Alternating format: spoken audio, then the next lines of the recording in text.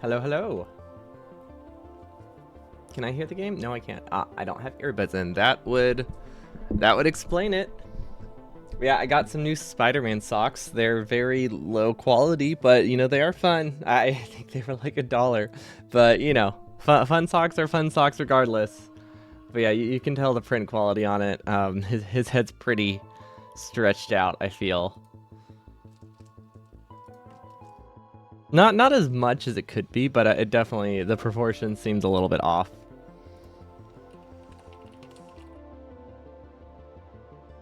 But yeah. Anyway, we're doing some space age designing today. We got to purple yellow science last time with a little bit of extra for modules. And it did occur to me that we are planning to use yellow assemblers, and we have not actually set those up. So we need to expand this a little bit and get it more speed module production. What I'm thinking is that we fully commit to a sushi belt, because I feel like the dedicated chests here are unnecessary. I think we could just combine everything in the end. Oh, no, but the problem with doing a sushi belt, never mind. The problem with doing a sushi belt like that is that if we filled up on speed 1s, we would never actually get any speed 2s. So never mind, that wouldn't work. Unless it was unregulated sushi, but that seems like a bad idea. But now we can do this. We can get assembler 3s. Now, this is the tricky part. Our mall does not connect up there, so we have to make a choice. We're not using Logibots, so that complicates it. We could get them out of this. That is technically an option, because I don't think there's any reason to use blue assemblers at all. So I'm thinking we can just kind of, I guess it doesn't matter what I limit these to, because this is just a planning save. We'll choose all of the we'll choose all the limits manually. I hope I get enough circuits out of this. I'm not entirely sure. I feel like I will, but it's possible I won't. I don't know. This probably will back up enough. We can always add prod mods into these to get a little bit more circuits effectively for free. That would help. We might need a red belt. We might need a red belt to make that work. I feel like we would need a red belt. But we could do a short stretch of red belt. Actually, that reminds me. We need to automate red belt. We need to automate. Actually, let's see what we need on other planets. Speed modules, assemblers, drills. Those are good. Turbines. Okay, so we need turbines eventually. That's just a regular refinery. Beacons. We have not automated beacons. So we're missing beacons. We are missing big electric poles and substations. Those are pretty cheap, but we are missing them. Pump jacks are not fully automated, although those probably don't have to be, but I might automate them for simplicity, because it's not that tricky to add them to the mall. Okay, it's a little trickier than I thought. It shouldn't be that tricky, but it is. We don't really have the space for that. You know what, screw it. We'll just handcraft them. We need a total of like 20, I think. It's really not worth automating those.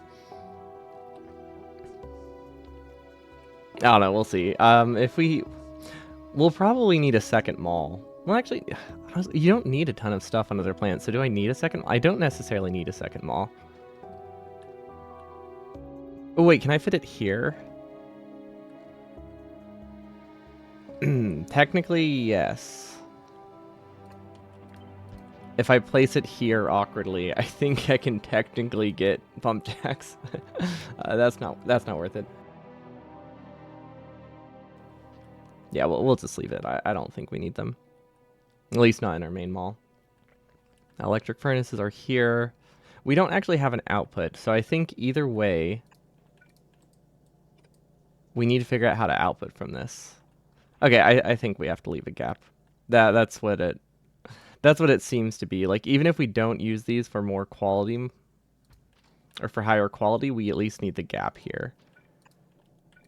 Are these ever speed limited? No, so we can just do That doesn't line up properly, but I think it's fine. No, wait, no, that lines up properly. No, that's good. Then we take this, we tessellate it every 6. I think this is right. It feels weird, but now we have space to have outputs for these things, which we don't need a ton of. I think we can make do with just like 2, honestly. Limited to like 50. That'll make the first ones be a little bit lower. That's totally fine with me. I don't think we need to. Yeah, I really don't think we need to do the rest. Actually, if that's the case, if we don't need any more than that, because I don't think we do. Volcanus uses none. Liba uses none. Fulgora uses none. Aquilo uses 3. So most of them are on our ships. I could probably do the normal design and just output from the side. I think that would be better. Let's see, where's the undo? I haven't used it a ton, but I'm really glad that they added a redo button. Okay. So yeah, I think in this case, because we only really need one of them, I think we can just do that. Honestly, we could just cut it entirely and just have a dedicated assembler. It's actually not that hard. That might work even better. We'll see. I'll leave this here as well as a proof of concept. We can manage. We're in the wrong menu. I was wondering why that was working like that. Sorry, my cough is a lot worse today, so there will be a lot more pausing. A lot more pausing than normal. I might actually go grab a cough drop soon. I ran out of tea. Well, ran out of water. Our water's shut off right now. To work on stuff, so I wasn't, and I forgot to refill the teapot before. So I'm stuck with whatever water I have. I mean, I could open like a bottle of water, but it doesn't seem worth it. I don't like using bottled water if I can avoid it. Which, I mean, usually you can't. There aren't that many situations where you're forced to use bottled water. But yeah, I think this either option here is fine. We'll leave both of them. I can choose based on how many furnaces I feel I need. But I don't think it will starve our base too badly. Furnace, so that leaves... Recyclers aren't produced on this planet. These aren't produced on this planet. Okay, so we need substations still. We need to redo a kilo to not use heating towers, I think. Although we will need some heating towers at some point. We don't need them right away, but we will need them for a kilo. Probably. Oh yeah, we need them for a kilo. Because we want a kilo to just be hand-fed a little bit of nuclear fuel to prime it, but we don't necessarily need to keep supplying nuclear fuel. Turbines definitely need to be set up. Nuclear reactors, we need a decent amount of. Heat exchangers, we need a decent amount of. However, we don't need them fast. We have like 1 to 2 hours to produce heat exchangers at the rate we're going for, at least. So we only need like 12 over the course of 1 to 2 hours. So it's not like we need a lot of them. Same with steam turbines. So we don't need a ton of production. We just need production, just in general.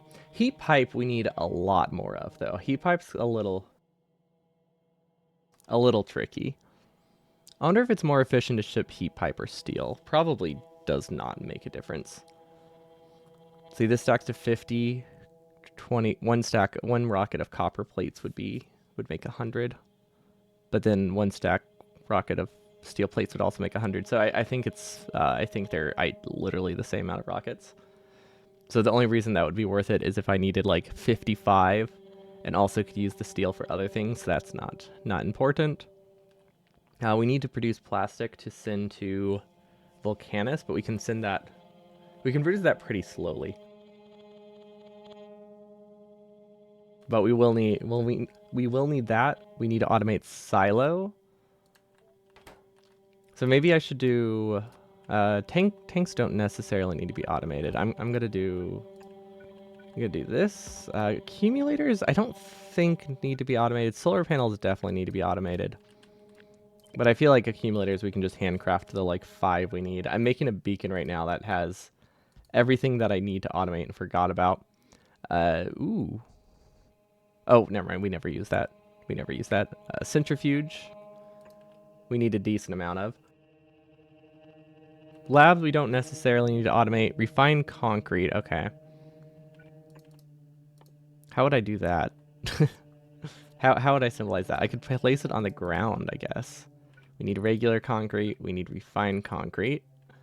Now, it is apparently really efficient to ship just stone bricks to a kilo instead of concrete. It's like 1/5 of the rockets if you can add an assembler to produce this locally in space, which I think is pretty cool.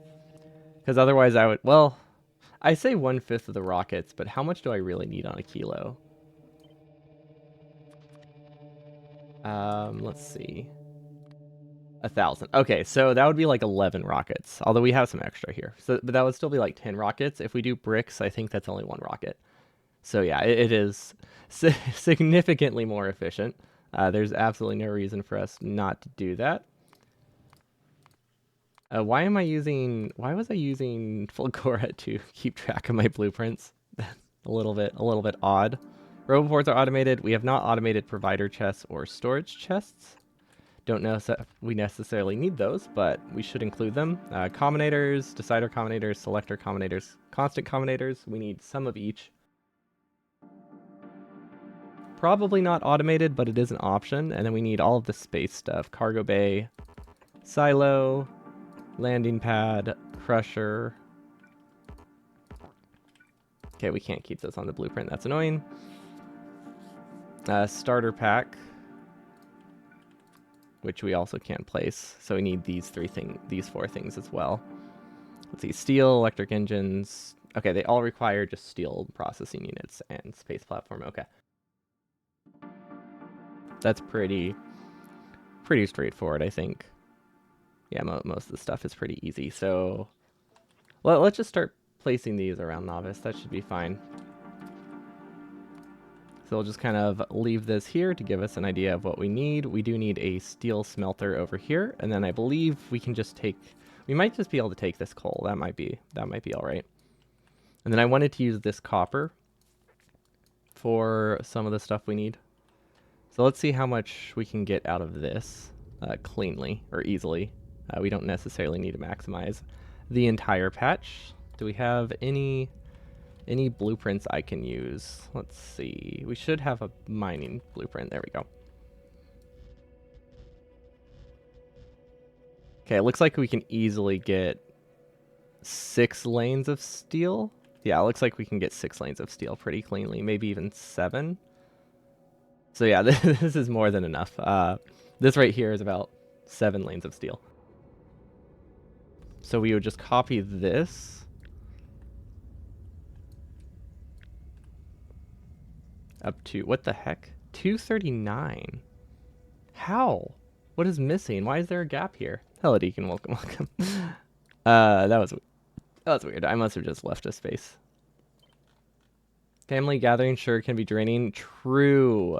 We have not really had any of those recently. It's been fantastic. Definitely recommend just ignoring family.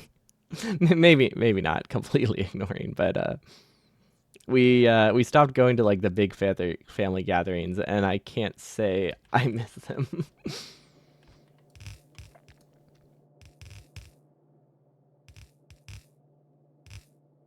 I mean, we still hang out with our close family for sure. Just not just not like the extended family. Hello, Eagle Wolf. Welcome. This won't be incredibly optimized. We're not spending as much time on this as we have Burner Hundo, of course. I just wanted to do a Space Age run to get a feel for what it's like before we move on to like burner stuff, because I kind of want to see what just beating the game fast is like before we make it awful. And I also want one of the achievements, so the enemies will have to stay on, but they're not going to be like a problem. They're just technically going to be on. One of those things is like, yep, they technically exist situation. And then platform costs. Why can't you look at recipes? I know why you can't look at recipes, because things have multiple recipes, but it throws me off every single time.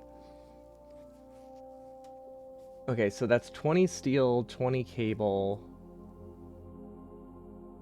which is 10 copper. So if I have 100 steel, I need 10 copper. So 1 lane of copper smelting is more than sufficient here. Got it. That can just go wherever. That probably gets enough. Then I imagine the easiest way to...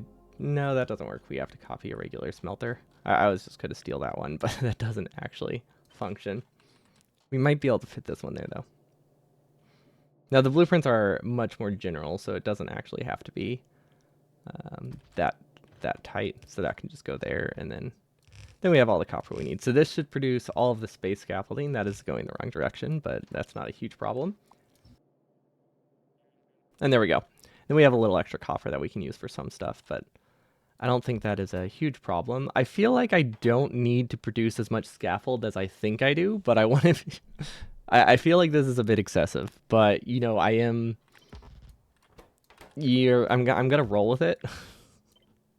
But currently this is planned for this many of them, so we probably don't need this, if I had to guess. Then output, input, double input. I figured we'd do something like this to make it easier. Because now I can just have the copper cable assemblers fill 2 belts up. Then I don't have to worry about red belt or anything. So that'll be yellow, yellow, yellow. Or wait, no, input, output, cable. Then we do another one of these.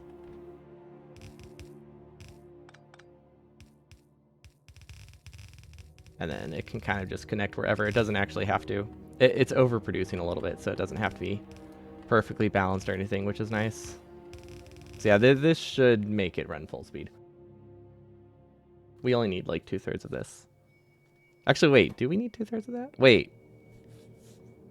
No, this is exactly 1 belt. What am I doing? Oh, because we don't use all of the copper. That's what it is. Exactly 1 belt of this uses... Cannot think of it. Well, if that's the case, we're going to do this in a slightly easier to build way. Okay, it's easier to build if we do it before we have the belt. It's technically faster. Probably unnecessary, though. Okay, there we go. Now we can take this, and then we can blueprint it. This is a stupid amount of assemblers. I think we have 5 lanes of steel going into this. It's like something you'd be too sad about missing, /s. Oof. I think what really, we were always like thinking about it for a while, and then when COVID happened, we were like, well, now we can't. Like, you know, it would have felt wrong for us to go. But then it was just so nice that we never went back.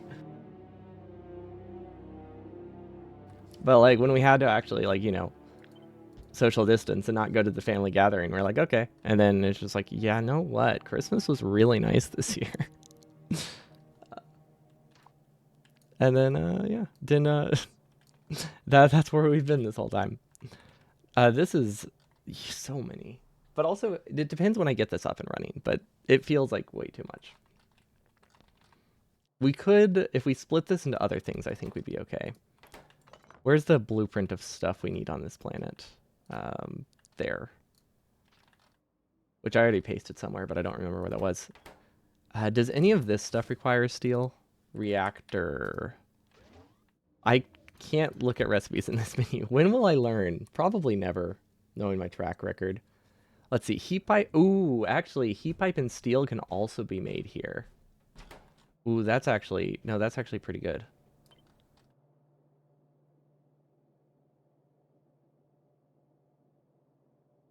So we have extra iron. So I think we can turn this into our new mall, right? Because we have the steel, we have the heat pipe. I think we have everything we need.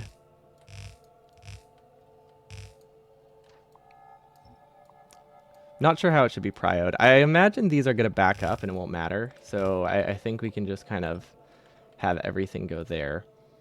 So heat pipe would just be input. Input? Now we don't need a ton of heat pipe because we don't need it until a kilo. And we use a grand total of 500, so we have like 2 hours to produce it, probably. How fast does this produce? 0.75 times 3,600 is 2,000 over the course of an hour. We are totally good.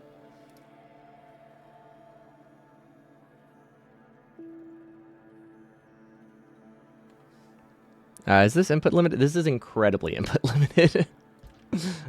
This is not even close to working full speed though. So we are making the assumption that we could somehow run this full speed if we have it like that. So maybe, let's see, how fast would this be? The steel is lacking. So this would probably need to look like so.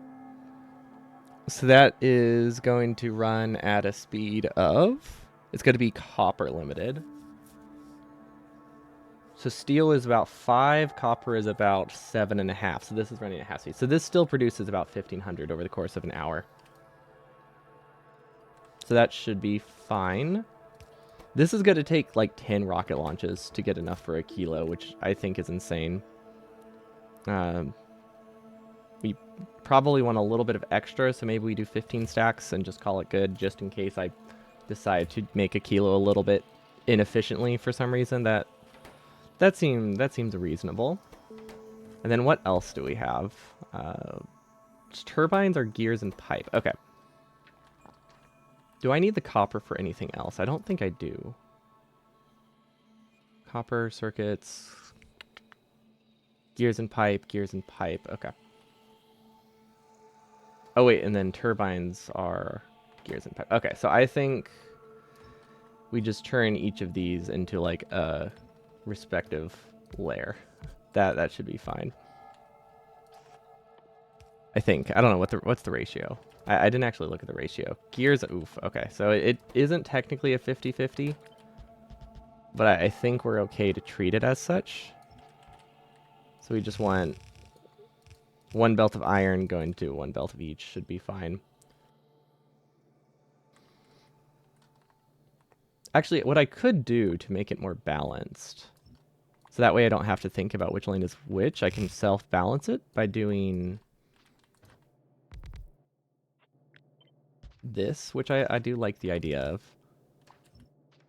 And then one goes there, and then one goes here. We would probably just design it like this, and then we would paste a bunch of them, and then it's naturally self-balancing. It does not matter which side is which. And then we just copy this.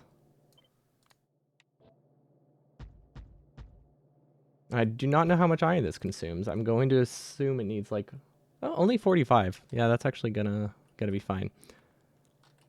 Because I don't know what values are which. So I think we can just send it there. We can delete most of these because I really thought the iron would go elsewhere. I mean, we could send it elsewhere. I don't really know exactly where it would go. And then we have turbines, heat exchangers, and this pipe would just go here. Now, turbines, we need a lot here. We probably want some on Gleba. We want some on Fulgora. We want some on a kilo. So we need a total of like 50, which isn't a ton, but we do need them. And we need those a lot quicker than the other stuff. Because we'll be using turbines instead of steam engines just to make it a little bit more compact on Fulgora, and that's our first planet. So we should actually change the priority of this a little bit to this instead, which I think would be totally fine. And then this should run perfectly okay, and then we can do input. Now this is going to be very input limited for most of this stuff, but I think that is fine. Same with this. This is actually going to be copper limited as well. So if we're going to be copper limited, I should actually have all the power poles there, because that actually seems like it'll be our biggest bottleneck. Okay, so that gives me all of the production I need. This one stacks to 10, so we need up to 6 of these. Well, because it's going to be gradual, I might do like 5. Yeah, this one's copper. Oh, that is not a copper belt. I thought that was a copper belt. That is not one. Okay, well that's an easy fix. Yeah, it was that was supposed to be my copper belt.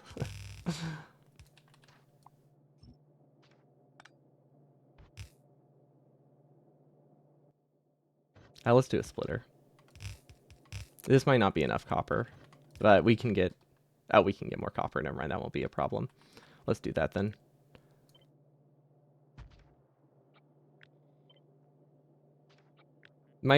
Because this is so usable, it might actually be worth it to just do like 2 of these next to each other and call it good. Because it is pretty easy to connect those. And now we have these outputs that go together. Now it's a little bit more, where it runs a little bit more efficiently. And then we can supplement this. What did I just delete? I think I just deleted the belt and replaced it. Okay, thank you for pointing that out. Because like I thought I had copper. But it turns out it was copper wire. Oh.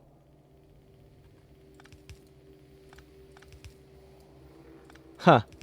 That was weird. I like watched it fade away after I let go of the button. That was so bizarre. Like I know that stuff is screwy, but I didn't realize it was that screwy. Okay, so we'll need heat exchangers. We need 1 for Fulgora, or 1 for Gleba.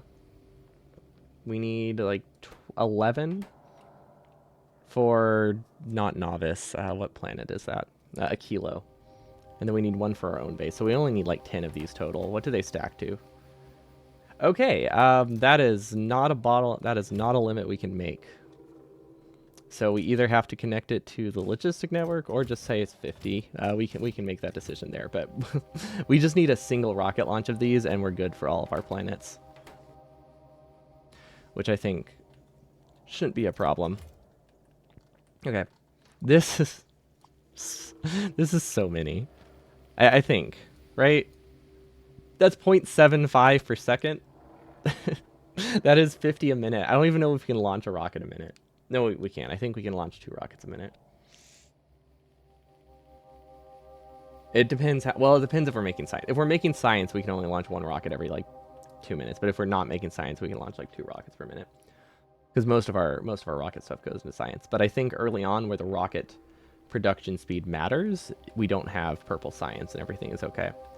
So that leaves the question of how do I get blue circuits and engines? We need more electric engines. We don't get enough from lube. We would need to speed module this if we want any more. Because we need to produce a significant amount of engines for silos and stuff, right? So I'm thinking... You know, I'm thinking we just... we can't extend this. What if we do... Okay, here we go. If we make one of our first upgrades a yellow assembler, we get a pretty significant boost to these. And then we do a speed mod in here. So that's 16 loop per second. This consumes 15, so that ratio is fine with the speed modules in it. Also, if anyone hasn't seen it, this is our oil cracking setup, if you if we can call it that. It aggressively voids any excess fluids by just changing the recipe. Because the way it works is if you change recipes in a liquid, is it flows back out from where it came. So if there's no capacity in where it came from, or if it's one directional like a pump, it just gets deleted. So we have a pump going directly into it. Where's the puke sock emote? I could make a sock that just says like bleh on it or has a nauseous face. I don't know how I would do a face. But a sickening sock could be funny. I guess it would have to just be the color though. I don't know if I could. I couldn't draw vomit on it. Could draw like a little sad face. But it would definitely, it's definitely fitting. I don't know if we have enough battery production for this. Wait, never mind. This doesn't affect battery production. I don't know if we have enough. gear production. Yeah, never mind. We're good. Right? Yeah, we're good.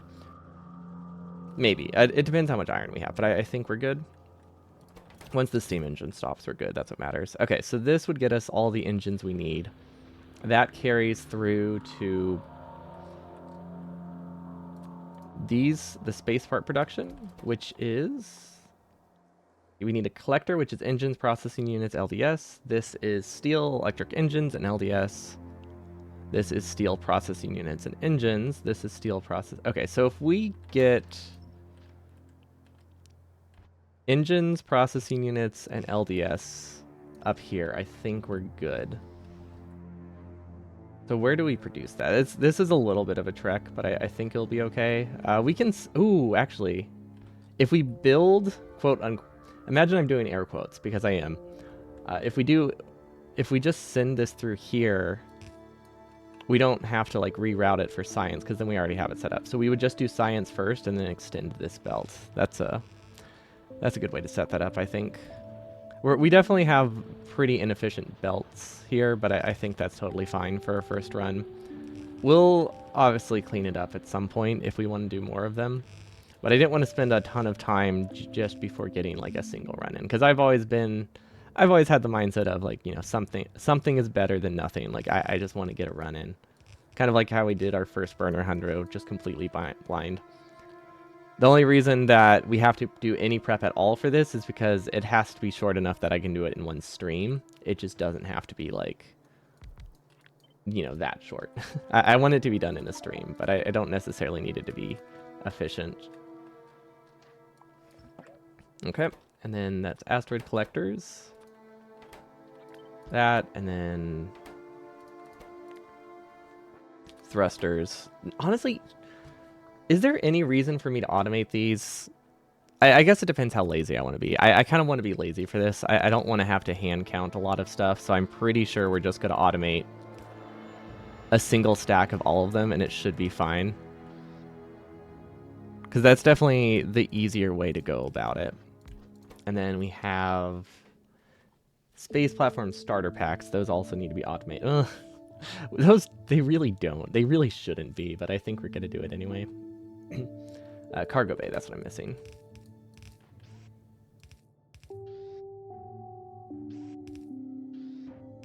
And then this one would actually be the starter pack, which I like how I'm doing the starter pack last, but that's fine.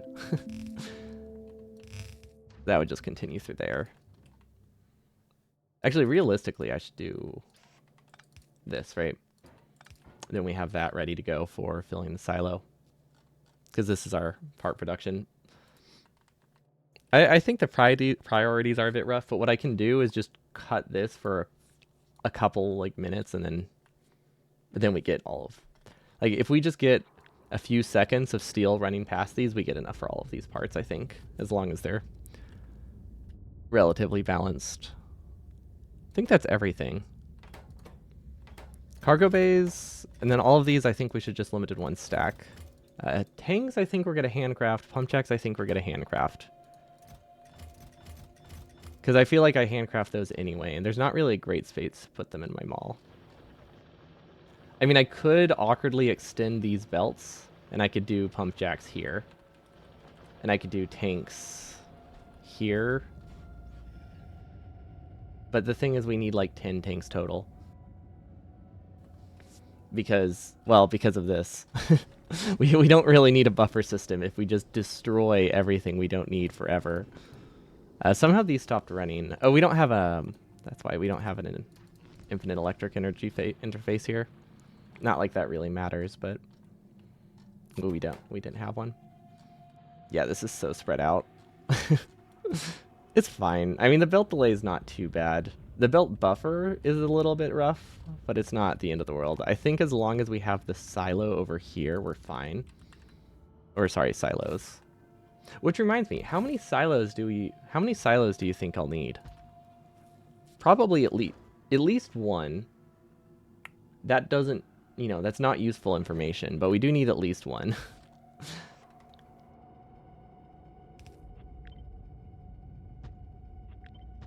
And then they really are not worth putting module, or it's probably worth putting prod mods in.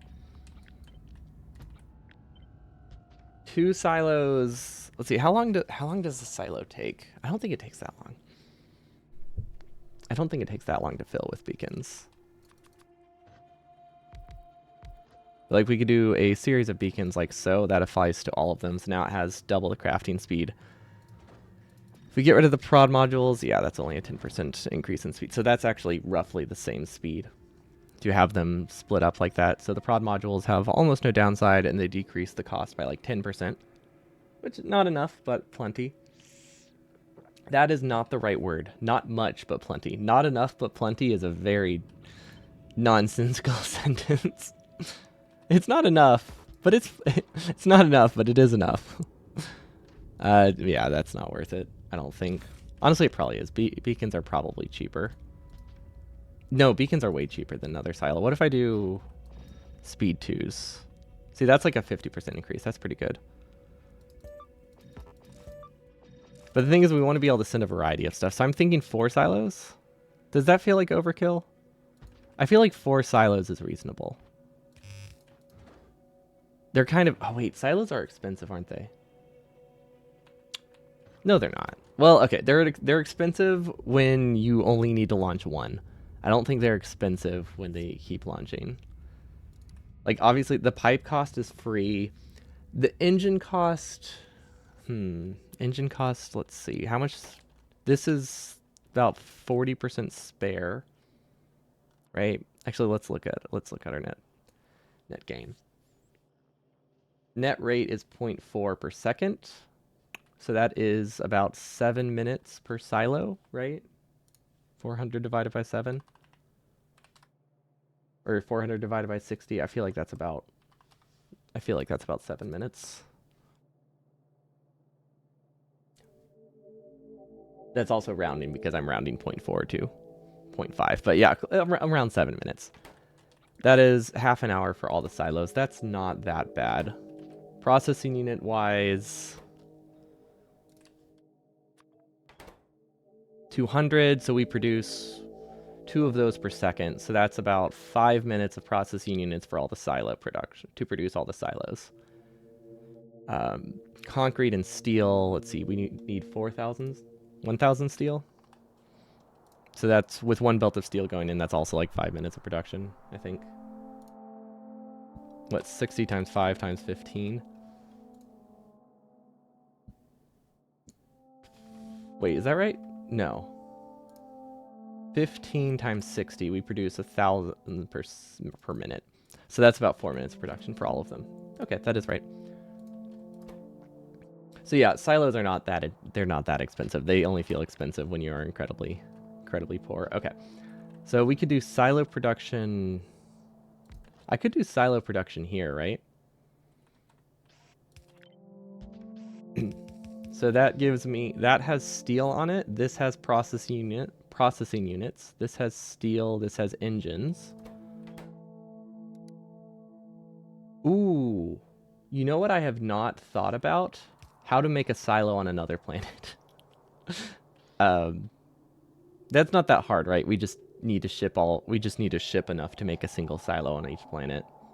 Ooh, actually, wait, can you craft a silo in space? Can you just like ship stuff up and craft the silos to save cargo bay slots? Is that the strat? That's probably the strat, because then I don't need to ship stuff. Okay, you can craft in space. For some reason, I figured they just wouldn't let you craft in space either, and was like, okay, this is complicated. But if I can just ship up enough for the silos, I don't have to think very much. And also, it's basically 1 rocket of each, right? Like, I don't think 1 rocket of that. 1 rocket of engines, right? Okay, half a rocket worth of engines. Okay, yeah, this is not a problem at all.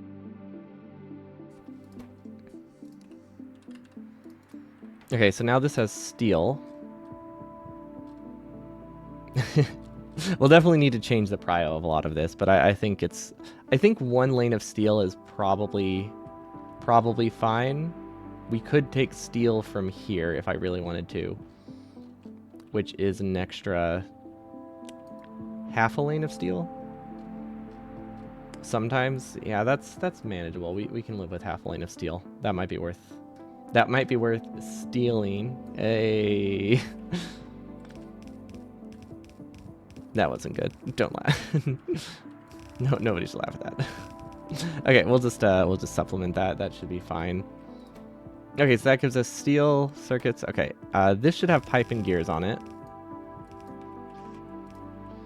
This can just go into here. We need to craft a total of like... We really only need to craft a total of 1. Also, not related to this run, but it reminded me of it. I can technically... I did some testing. You can actually have bots grab something from the ground and immediately place it. Which I really thought they were not able to do. Is that new in 1.1 or has it always functioned that way? Because I meant to test it in 1.1. But that means I can technically use... no, I do not wish to exit OBS. But it means I can technically use bots in my no inventory run. It just sucks. But I can... It's probably worth it for inserters.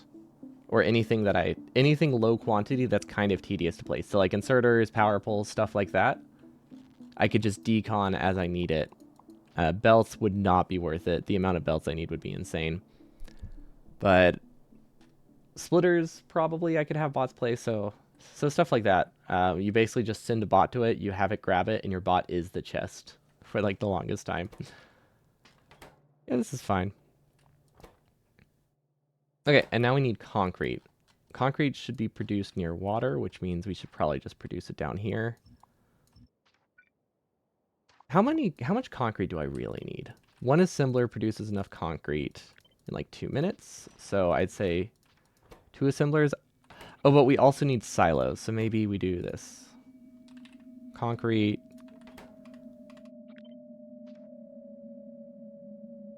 You know what? That's silly. That's very silly.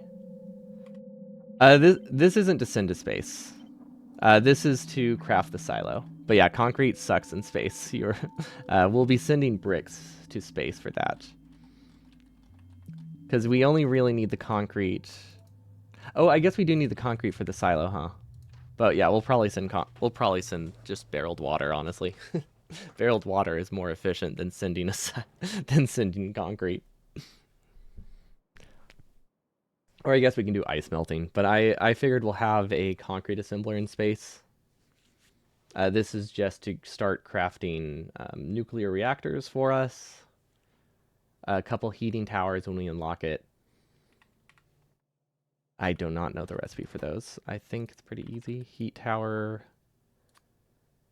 Oh, that's stupidly cheap. We might not actually need to automate those ever. I think we can just handcraft them when we return. Because we need a total of 4 of them. But yeah, I think I want to say sending bricks is 5 times more efficient if you get the iron and water in space. Because I think bricks have a capacity of 500. Yeah, which makes 1,000 concrete. So it's literally, yeah, 10 times more efficient. And it should be pretty straightforward. It doesn't take a lot of water, I don't think, either. So I don't think it's really going to starve our base. Actually, okay, 100 water per concrete is a fair amount. It is not a terrible option for me to consider water barrels. Because we might need... I think we need water barrels for a kilo anyway. It helps kickstart a kilo a lot by unbarreling your first water. So that way you can start using, good power immediately. Because otherwise you have to rely on ice melting and you have to produce a decent amount... You have to melt a decent amount of ice to get enough solar panels. Offshore pump. You can just go wherever. Okay. Now this needs a grand total of 1.5. That is nothing. That should be... Well, this would produce 0.3, so we need 5 of these. Okay, so it is more than I thought. It's not a lot, but it is more than I thought. So probably we just want a mini smelting lane, I imagine. I probably don't need this many of them. I just kind of didn't want to have to think about it. Like, anything that isn't that critical or that slow to build, I just kind of want to do in a lazy way, and we'll refine it later when we get, like, a better seed.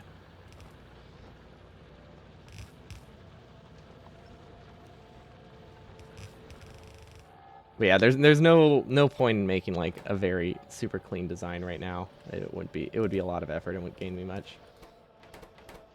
That should have enough output, right? Yeah, it has enough output speed. Okay, now we have concrete, which I think we might send some to space every now and again. We'll give it a buffer, but realistically, I don't think we'll need it. But yeah, I'm trying to avoid. I don't want to use like requester chests or anything. If anyone's wondering like why our builds are so messy and spread out, it's because I want space for spaghetti, because I am avoiding avoiding requester chests. It's not faster. I mean, maybe here. Honestly, yeah, it probably would be worth getting requester chests, but it just it didn't seem that interesting, so we're not using Logibots for anything outside of filling silos. So we're just sticking to pass providers. I know not 100%, like that's, you know, required. You have to do it that way, but will this work? I think that would be a good way to do it.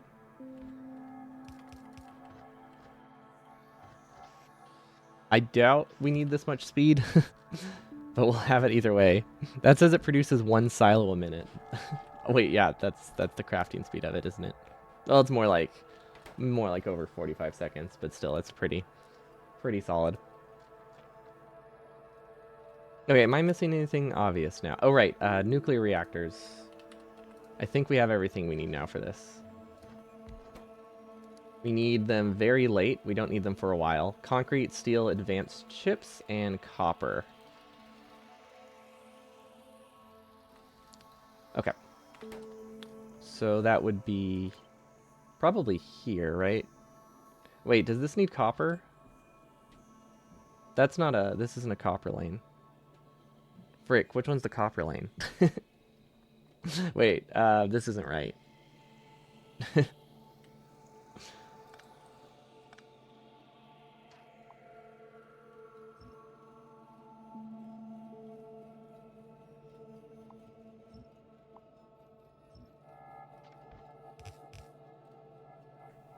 The balance is off if I do that. Don't know if I care about input speed though, but it definitely makes more sense to do it like this.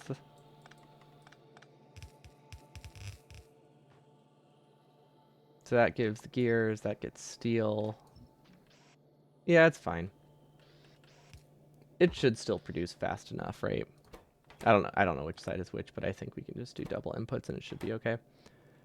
Well, let's see. This is going to produce at 1/10 of the speed now. That is not actually enough.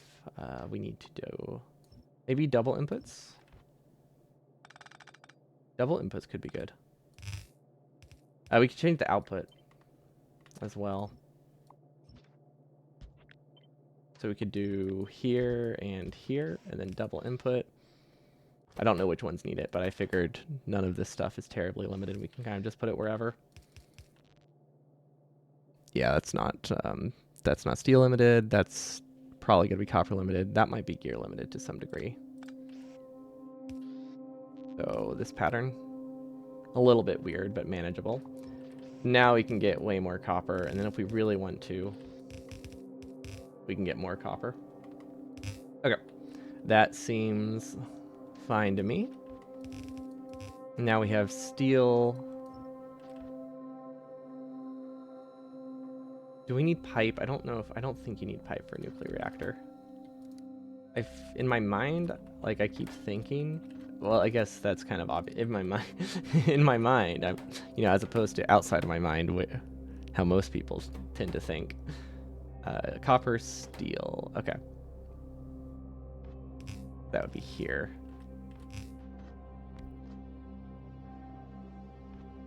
That's a little bit annoying, but it's fine. We'll make it work.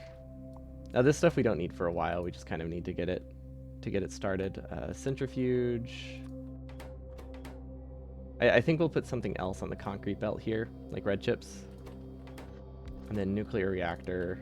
I believe we only need 4 total. I haven't decided yet if we want to do nuclear on this planet. We need to see what the total energy cost of this planet running full speed is.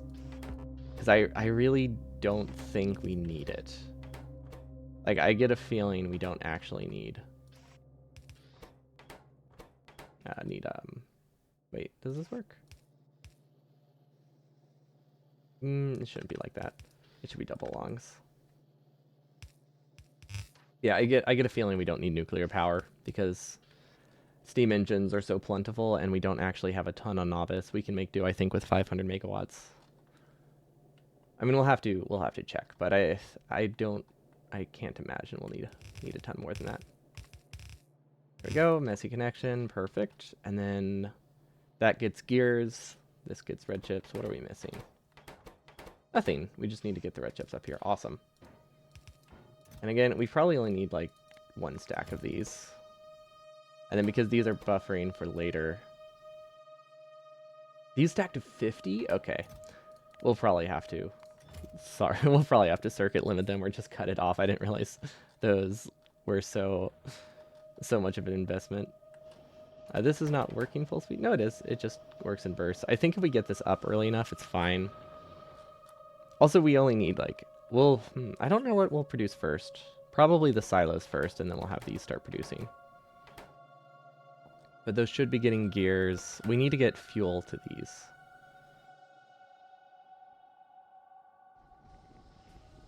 I could extend this and just start making... I could make rocket fuel. We could use rocket fuel for no, wait, rocket fuel would be really dumb. Never mind. We should not use rocket fuel there. That's a really dumb idea. The issue with using rocket fuel here would be that it would take forever to fill all of these. I think this has a capacity of like 1 to 2,000. It would take like 2,000 rocket fuel probably to fill this all. See, 75 times 8, no 10, 750 times 4. Never mind. It probably has a capacity of at least 10,000. Never mind. So yeah, we'd have to produce 10,000 rocket fuel to start it all. So let's not do that. We'll do solid fuel. I wonder if we get enough light oil for this. How much does this technically produce? 108, okay. And rocket fuel consumes... Well, if we make it entirely out of light oil, which is the easier way to do it, 10 produces 1. And then rocket fuel here, I don't think it consumes a ton more oil. Okay, so it takes 110 oil for 1 rocket fuel. So we actually can only produce... we cannot produce that much rocket fuel from this. So we would either need to extend this, which I think is manageable. I think there's no issue if we extend this. Because that only produces 1 rocket fuel per second. I think we need at least 2 rocket fuel per second to match with our other productions. I wonder if it would be worth it to just not have all this iron consumed.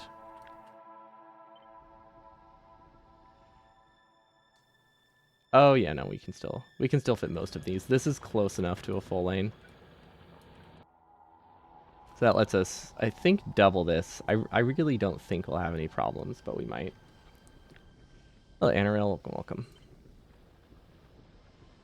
Let's see if this still runs full speed. It might be too long. It might be a little problematic. We did cut the power though, so let's place that back. It depends how well this sushi works. Oh, it might be fine.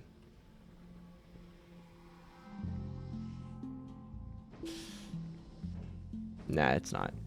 We would need probably 2 of them.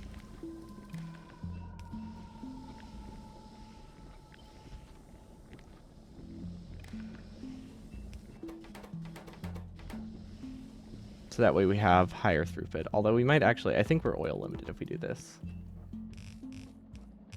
Let's add more oil. Okay, I think this is fine. This should be working a lot better. We should have enough outputs. Okay, so yeah, we can get more production here. I think we have enough. These seem to be working just fine. Okay. That's fine with me. We'll just place this as close as it can go, although realistically it doesn't matter. Now, I think these will work full speed once I get mining productivity upgrades, or at least close. But strictly speaking, they don't have to work. They don't have to work perfectly. They just have to work decently. This part of the base is not designed to go on a specific tile anyway. It's just designed to go roughly in this spot. This is the only part of the base that might be tile perfect, and even then, I can shift things around pretty easily because we have enough gaps.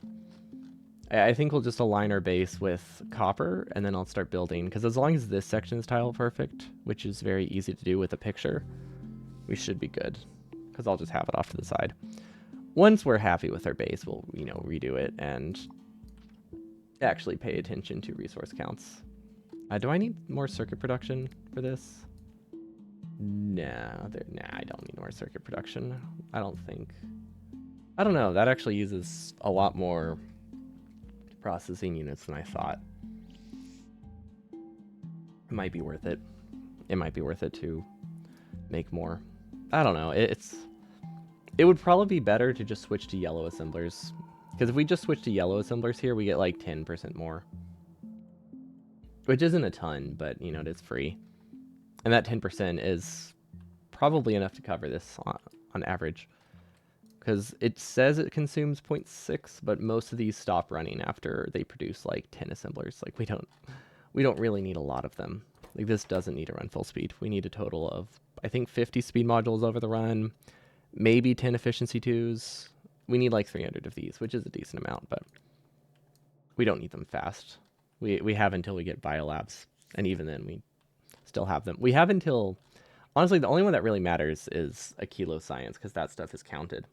The rest of the science can produce excess, so we really just need to have this by the time we reach a kilo. And not even just reach a kilo, but send stuff back from a kilo, so I think we'll be good there. Yeah, we need more chips. We need to set up this one entirely. Okay, so we haven't done the landing pads. What is that missing? Actually, why haven't we done a landing pad? Place platform, cargo bay. That's not how you spell landing.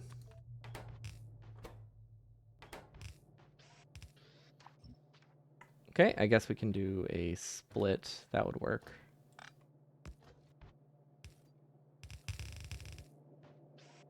Okay, that's fine. We only need a total of like 4 of these.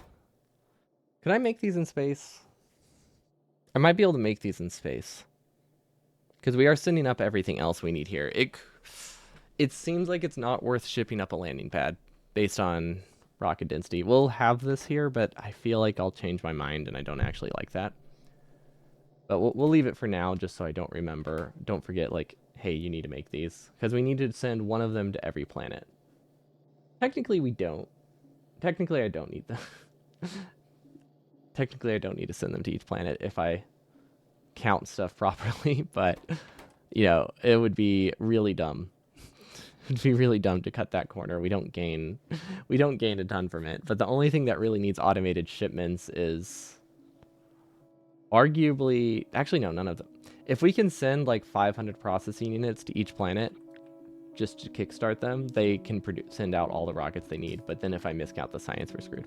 So technically none of them need automated production, but it's probably easier to gradually produce processing units than it is to just send like, what would be 500 to 1,000 to each planet as soon as we get there. So yeah, no reason not to automate it. And then we have, what else do we have to work with? Where's the blueprint? Okay. That one's good, that one's good, that one's good. Combinators we haven't done. These we haven't done. These we haven't done. This we did, this we did, this we did. This we did. Okay, this is what we're still missing. Okay, so beacons, I think we don't need a lot of. So I imagine we can just kind of add an assembler. Gosh. Somewhere here? No, it's not random seed.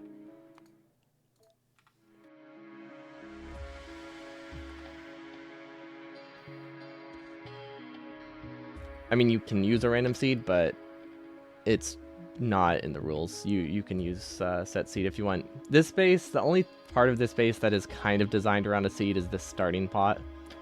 It's like most of these blueprints are generic enough that you could use them, that they can be used anywhere. But I don't think the rest of our bases are. Yeah, the rest of our bases aren't really designed around a specific seed, so we can always do a random one. But I wanted to get a feel for how much of everything I needed before I start like actually trying to refine a design to be specific to a set seed. But yeah, default settings and 100% are the only runs that use random seeds generally. Everything else tends to be set seed. I guess wave defense. I don't know if seed matters in wave defense. I don't actually know that run very well. I think technically that one is any. I think that one's random seed too. Because I want to say it has resource patches. I haven't actually watched a full run. Okay, accumulators should be easy to just like build here. For like the 4 of them that we need. There we go. Accumulators are done. Yeah, fair. It's not that it's not. I just typed wave defense. It's not a super popular category. Although it was run a decent amount when anti-elites was working on the line. I feel like a lot of people were running it around then because Razzington was running it. I think Splee was still running it, and then also anti-elites. Of course, now that Space Age is out, like that's just a 2.0 run, and I don't think. Imagine it will have less popularity because of that. Can I just make all the solar wait, can I just make all the solar panels I need here?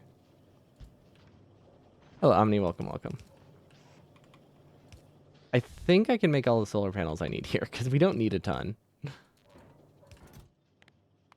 That's the solar panel recipe, right? Yeah, okay, I built this wrong. But, you know, aside from that, I think this will work. We might need to hand feed some of this, because this doesn't have a lot of copper. We'll probably have to just give it copper from somewhere else. But 1 stack of copper produces almost all the solar panels we need for the run, I'm pretty sure. I don't know. It depends how many ships I use. I think I'm going to use 2 ships. Because I think the science doesn't spoil. Like, Gleba science doesn't spoil. So I'm thinking if we have 1, like, medium-sized ship, it can just go between all of the planets. And then my personal spaceship will be the building ship, and it'll also be the Kilo travel ship. And then toward the end of the run, maybe we'll have a 3rd ship that is planning to go to the edge of the system, or we'll start upgrading the Aquila one. I'm not entirely sure. We might be able to upgrade the original transport ship, because I think we can get away with just 2. 1 transport ship that goes here. Well, it can't make it not spoil, but it can make it basically not spoil. The poor man late game setups like Assembly 3 beacons with tier 1 modules are very strong. What do you think? Not sure what you mean.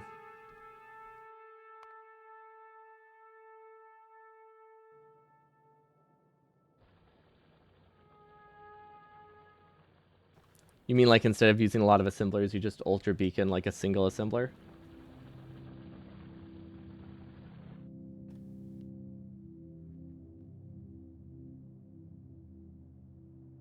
I guess we could beacon these. Well, I don't know. Everything's so input limited. But yeah, it can't make it not spoil, but you can decrease spoiling rate to 10%. So that means the science I think lasts almost 10 hours. Or is it 20? It either lasts 10 or 20 hours. So by the time it reaches novice, it's spoiled like 5% if you count the entire chain. Probably less. So I think the amount I save on just not having to do multiple ships is worth it. Oh, assemblers with 4 prods plus some speed. Okay, those kinds of tier modules. They're probably worth it for science eventually. If you, I guess you would have to do a different science setup. It would definitely be worth it for these. It would 100% be worth it for Assembler 3, for Yellow Science. These have to start at blue at least. Yeah, honestly, there's just not a lot of stuff you can beacon that matters, or prod module that matters. I think that's what a lot of it boils down to. It's like, well, technically I can do that. I don't really need those resources. I don't like this. This shouldn't have this gap. No, I don't like that at all. Input, input, input, input. There we go. The long inserters made it confusing. But yeah, the only thing you can really prod mod is science, right? Maybe gears. Gears might be worth it.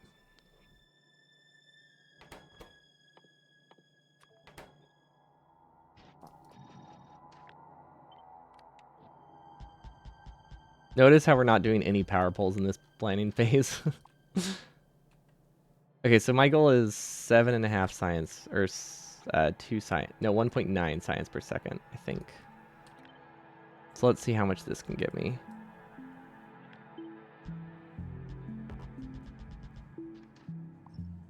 Probably.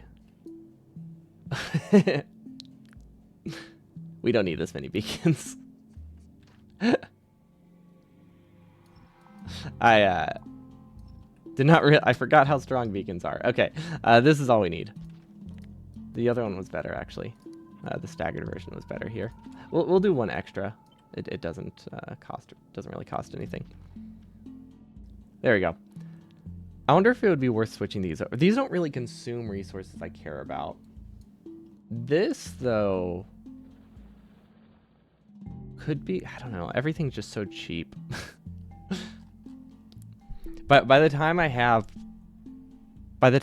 yellow assemblers, I think I've built most of my base, because all of this will have been built. All of this will have been built, except for yellow science. Blue chips, I don't need more blue chips at that point, though.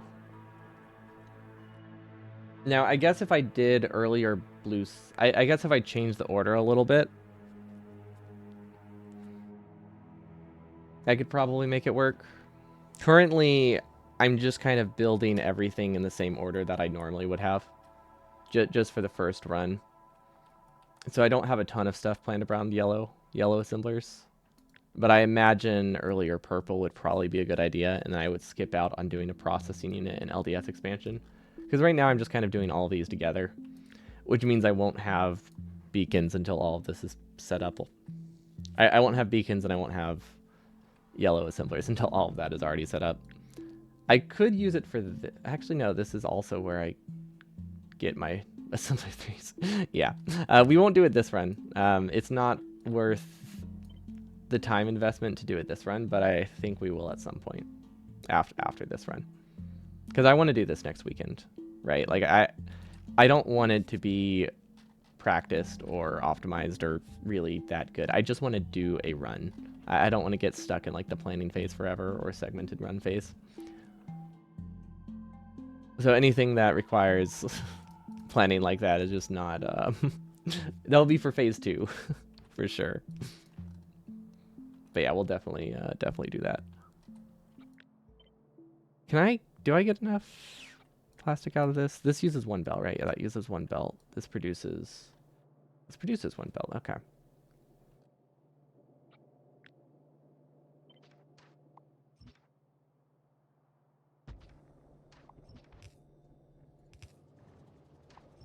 So that's just gonna go over here. And somehow make it up there. What the heck, Smart Belt? Why? That's such a weird placement you just did. Oh my gosh. Can't wait to lose all of my production forever because of Smart Belt. We have a lot of steel. We need chips and we need copper. So for this amount, we need, let's see, how do I actually do this? Probably straight over splitter, and then we just sideload it. Should be fine. And then iron filter. Well, okay, the way that I have this set up now, it requires a full belt, which means I need separate circuit production and cable production, which is totally fine, but it is something I need to do. So it would look like this, actually.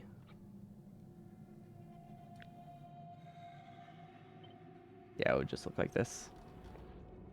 So I'll probably do one here, one here. I guess we don't need the filter. Instead, we should just probably just do a side load then in that case. Because then I can just copy it as a build we already have, and I like that idea. Then I don't have to think as much. This would actually just share one lane of iron, I believe. Yeah, that's actually really nice then. And then I guess I do not like that. You know what would be a better idea? There we go. That way I don't have to think as much.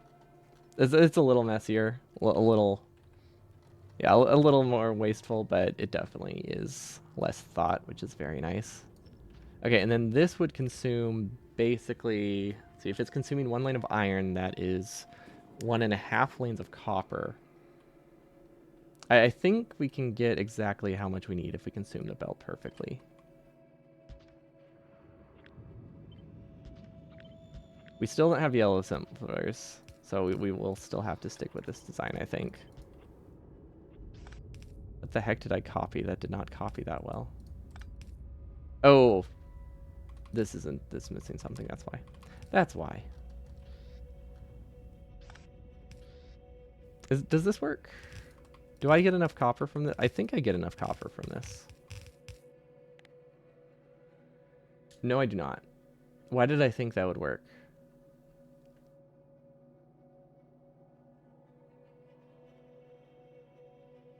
This is 7.5. This is 7. Okay. I was doing 10 copper. Wait. Yeah, in my mind, this was 10 copper, not 12. Okay. That makes more sense. So we would need a supplement here, probably. Yeah, okay, that'll work.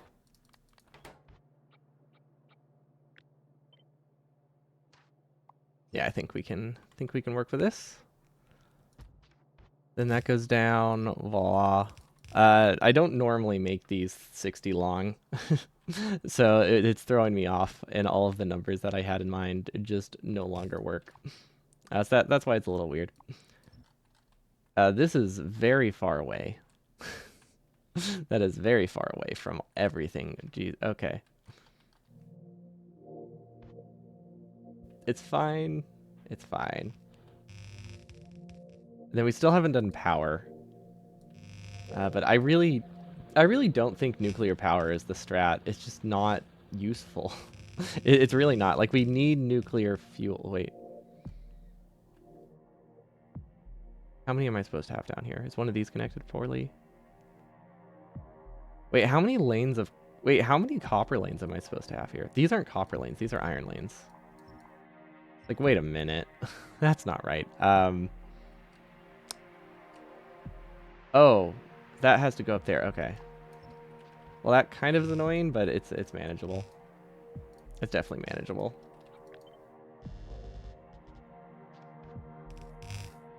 Kind of. I don't know. We'll have to... I think this one's just going to go through. Because I imagine I'm going to do this during the actual run, realize I miscounted, and just kind of roll with it. Obviously, shifting everything is the better option, but I don't think I'll remember to do that. Yeah, that should be copper for LDS. Perfect.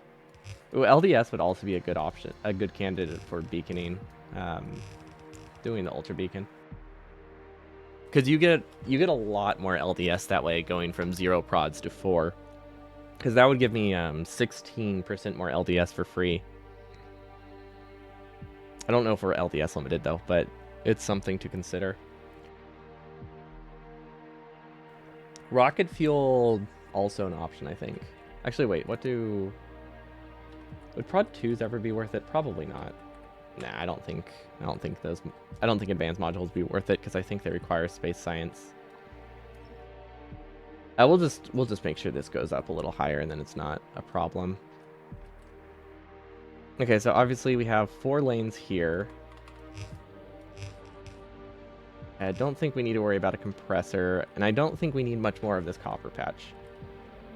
So we should be good on resources. At least I don't imagine we need more.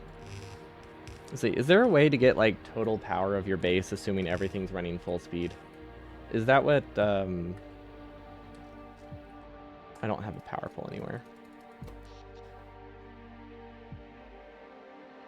I don't think so, right? Is there like a blueprint planner for that? Because when things aren't running, it won't really tell me that info. But I feel like maybe Factorial Lab or something like that can probably give power. Maybe. I guess it would be kind of complicated. Because beacons would affect things unevenly. If it weren't for beacons, it probably would be super easy. But I'm sure something exists. Maybe. I don't know. We can just actually, it would actually take a lot of manual effort, I think, to set that up. How much belt is this? Jeez, okay. Yeah, that's what I was thinking. If we just ignore beacons entirely, we can just do an entity count, and that's probably close enough. Because it's fair for us. Yeah, I think it's fair for us to say the beacon cost is negligible. Because by the time we get to the point where we're using beacons, not all of our base is running full speed. So it only really matters early on. Also, this doesn't produce enough science, does it? That's 1.5. That does not produce enough. That is 1.5. That also doesn't produce enough.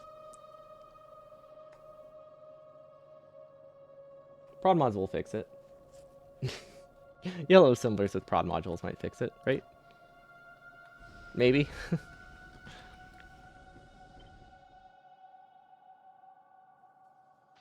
I think I'm relying on buffer chests, actually. I think we'll be fine. But we might just be blue science limited in the end, and that's okay. Now, we can get blue science pretty easily by stealing from the other sciences. Let's see, what do you produce? Yep, that fixes it. Well, maybe. Not really. Wait, it only uses 3 red chips per second? Maybe it does fix it. That does fix it. As long as these aren't limiting. No, that does fix it. Okay, never mind. We're good. Because this is relying on us not consuming all of the red chips because a lot of it goes into roboports. Once the roboports shut off, though, everything's fine. And then this gets split. Some of it goes down here. Wait, what the heck is this line? Is it just a pure red belt? That has to be pure red belts, right? Am I missing anything? No, that's a steel lane. Where do red chips go? Oh, I put red chips on the inside. That's weird. Okay, so that's steel. That makes sense, though. Yeah. look at how efficient our pathing is. Isn't it great? Okay. Oh yeah, because this will be enough to start. This will be enough to start purple science, but it won't like keep it running full speed. And then we have the supplement coming in later, and then this carries on to here, which I don't think is tricky because we built it so far away. Filling the silo. This is a terrible... That is, I think, the worst spot I could have built silos, actually. I'm looking at it now, and it is far away from my mall. Like, really far from my mall. Like, 200 dials away from the mall for no reason. I might move these. Because there's literally no advantage to building it there other than I didn't have to move. Yeah, it can be moved very easily. I just realized it's a little far. Okay, this would be much better. Yeah, it's like one of the easiest things to move because it just uses Logibots to connect it. I just thought it was funny how far I put it and didn't notice. Yeah, well, you can place it here, I think. That should be fine. Because the things that we need in high throughput are the things we need in high quantities are mostly coming from here. Because this stuff we do need in space, but we don't need a lot of it. This stuff we need in decently high quantities, but we only need it. We don't... Yeah, this stuff would be nice to be closer, but it's not the end of the world. Because that's the scaffold. But I think since most of the stuff is down here, that's the better option. Okay, we have steel here. We can make provider chests. I don't know if we need to automate provider chests, though. I think we can handcraft enough provider chests, because the thing is we only need, like, 4 of them on each planet, I think. So we could justifiably just ship everything to space and craft it. There's a good chance we won't ship bots into space. Because if we just send robo frames, we can kind of choose which bots we need pretty easily. And if we know we're gonna have green chips and red chips up there anyway for steel chests and stuff like that, then it seems reasonable. So we can just make these handcrafted. Because right now I think we have a grand total of what, like, we have 40 passive provider chests in our entire build. We can handcraft 50 of those. It's not that difficult. This is so spread out. I mean, that does make it that it's easy to build, though. That's the important thing. We don't have to worry about how things are aligned during the actual run, which is very nice.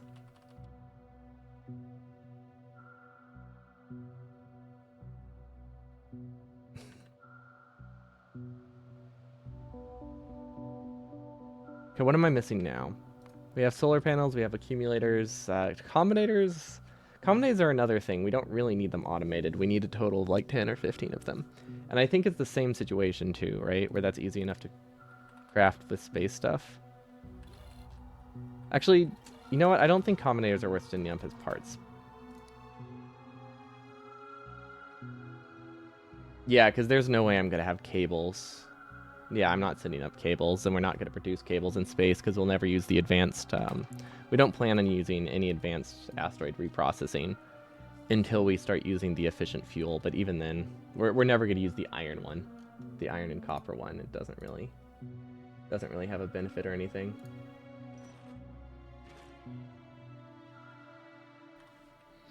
So, handcrafted combinators it is, because we need probably like 10 on our ship.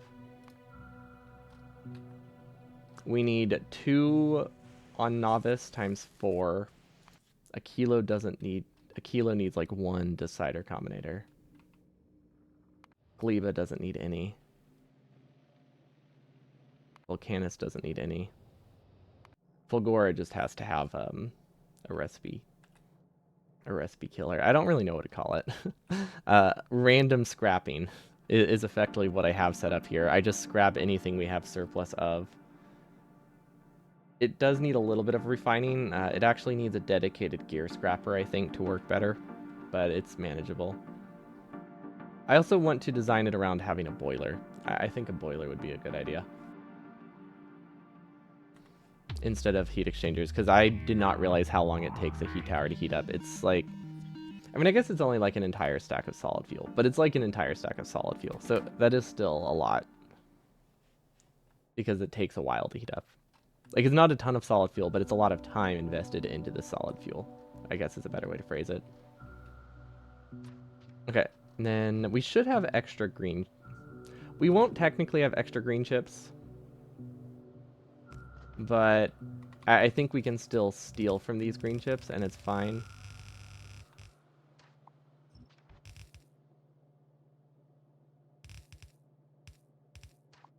I think we get enough.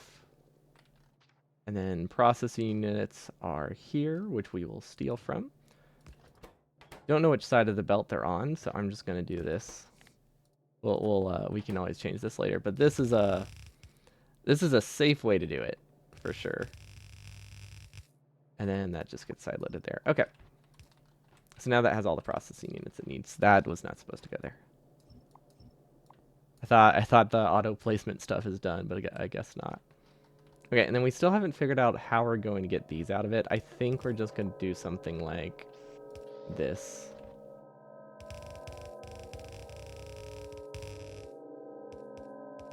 Honestly, we could just hand feed it. We could probably hand feed enough. Because I think we only need like... What the heck? That gap works. Smart belt, why? But yeah, we could hand feed these 25 assemblers. That gives us... Or if we give it 50 assembly machine 2s, it gives us 20. That's honestly not bad. But I'll leave a chest here. We can make the decision later. But we need very little. A kilo needs 0. Fulgora needs 0. Gleba needs 0.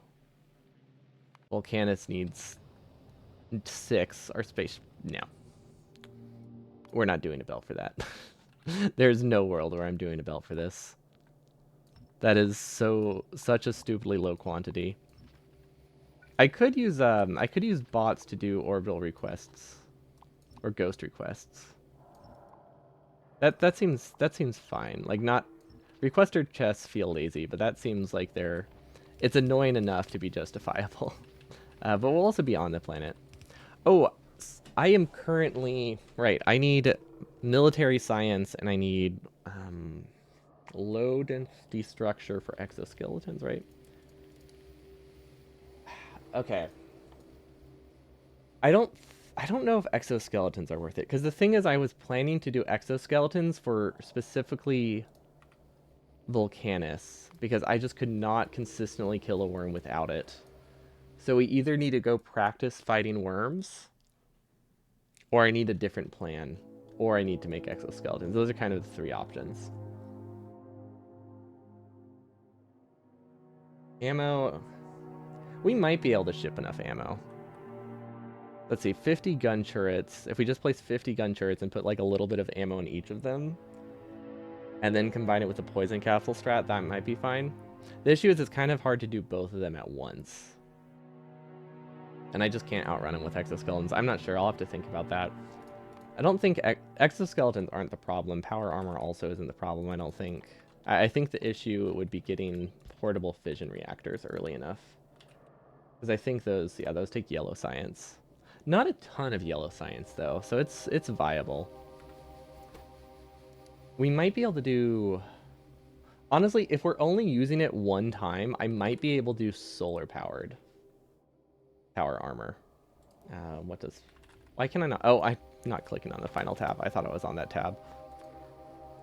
Because, like, if we just get a few batteries and a couple exoskeletons and we just use it only when we need it, we have a long time for the battery to fill.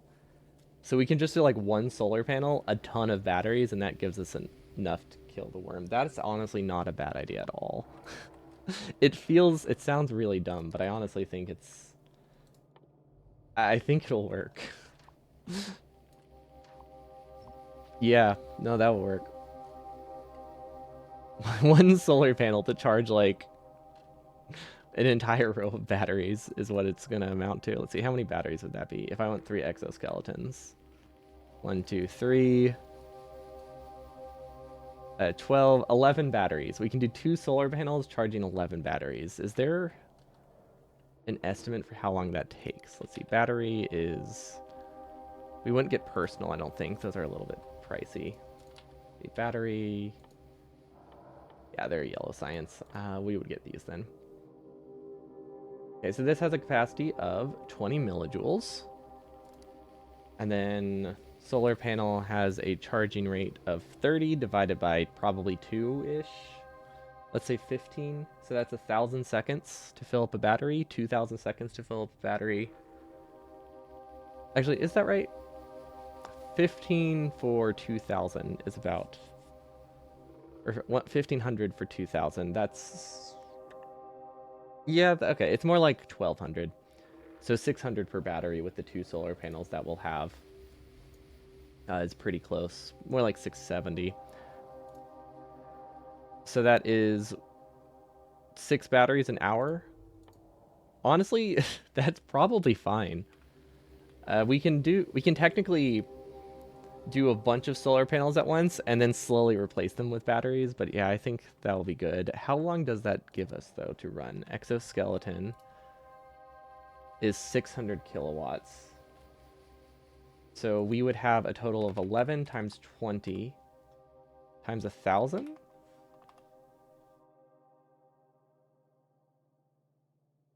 We would have 220,000 millijoules to work with, divided by 600. Gives us about 6 minutes of charge with 3 exoskeletons. Yep, this works. This totally works. Because we won't... The reason I don't want to like add it to the base is because it's something we only have to do this one time, and then we'll never have to do it again. Because normally you can just turn demolishers off. But I want the achievement because I haven't gotten the speedrun achievement yet. So that's where we're at. See, all of these running full speed is 40 copper, so that is 3 lanes of copper.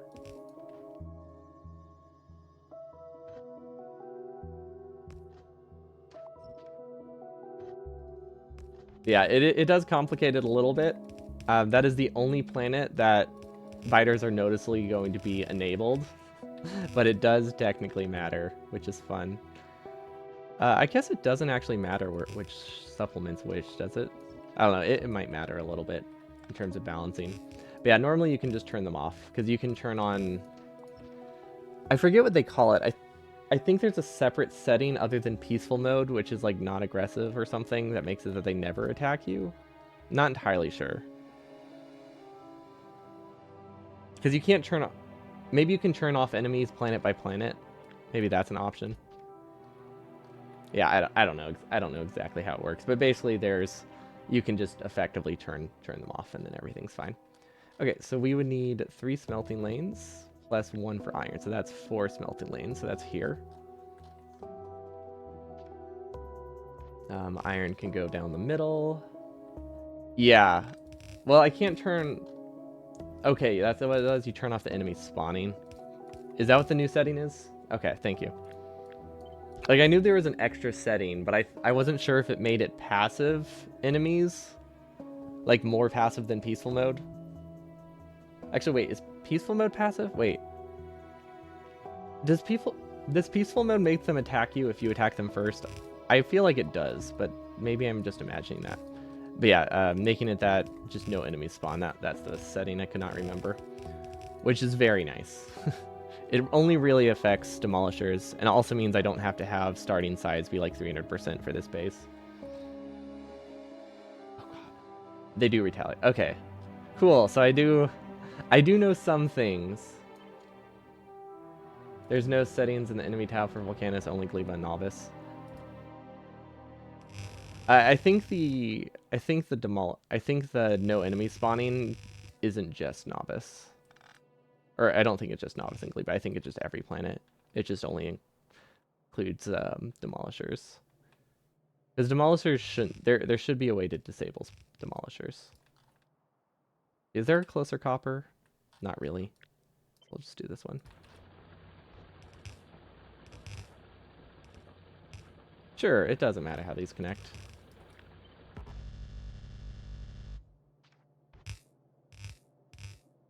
Smart belt. At least that one still worked. But smart belt is so frustrating for no reason. I mean, they obviously made some changes, so there is a reason, but it still throws me off. Okay, and then I think we can just get coal from here. Actually, how much does this consume? I don't think this consumes a full belt. We can probably split this. It might be pretty close. Let's see, that's 336 times 90. 336 times 90. Yeah, that's only half a belt. Okay. Yeah, we can just do this. Smart belt probably ruined me here. Yep. Yep. At least I'm used to it. At least I know what jank exists, right? Like, once you know what kind of stuff you have to watch out for with smart belt, it's not as bad as it was. Still not great, but, you know, could be worse, which is always a great motto to live by. I think if I swapped these over to yellow belt and did like a awkward side load, I'm pretty sure I could get enough spare green chips out of this to go over here eventually if we run out. I don't think we need these to run full speed. This is mostly just supplemental.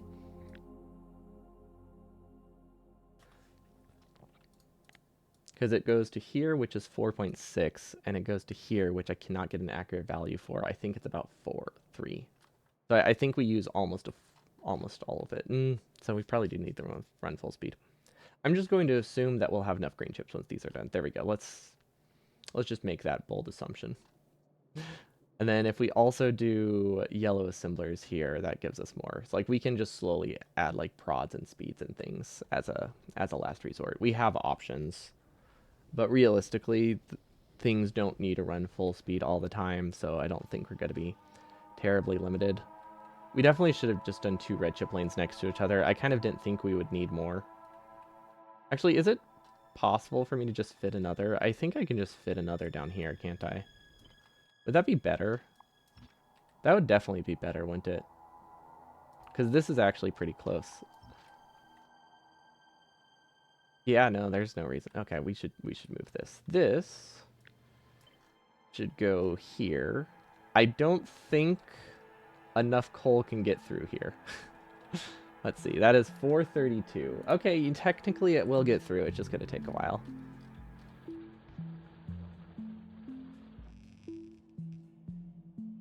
Okay, yeah, that's fine.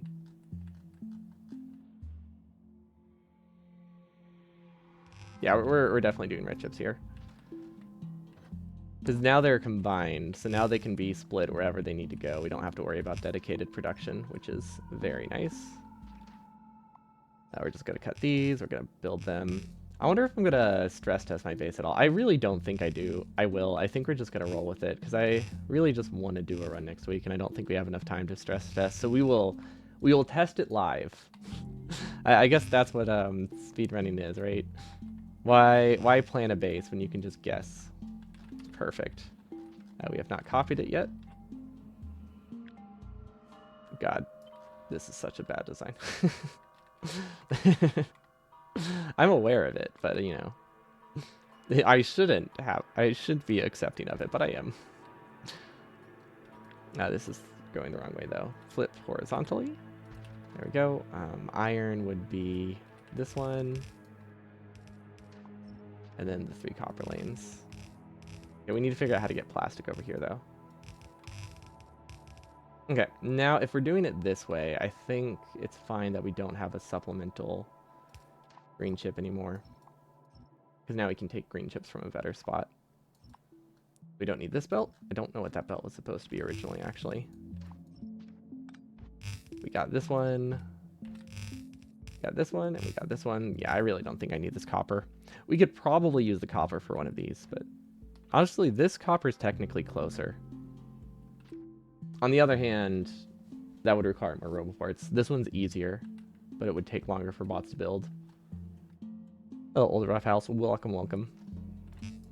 Okay, this should be fine. This shouldn't be a whole lane, right? No, that's only 13.5. Okay. This should be all right.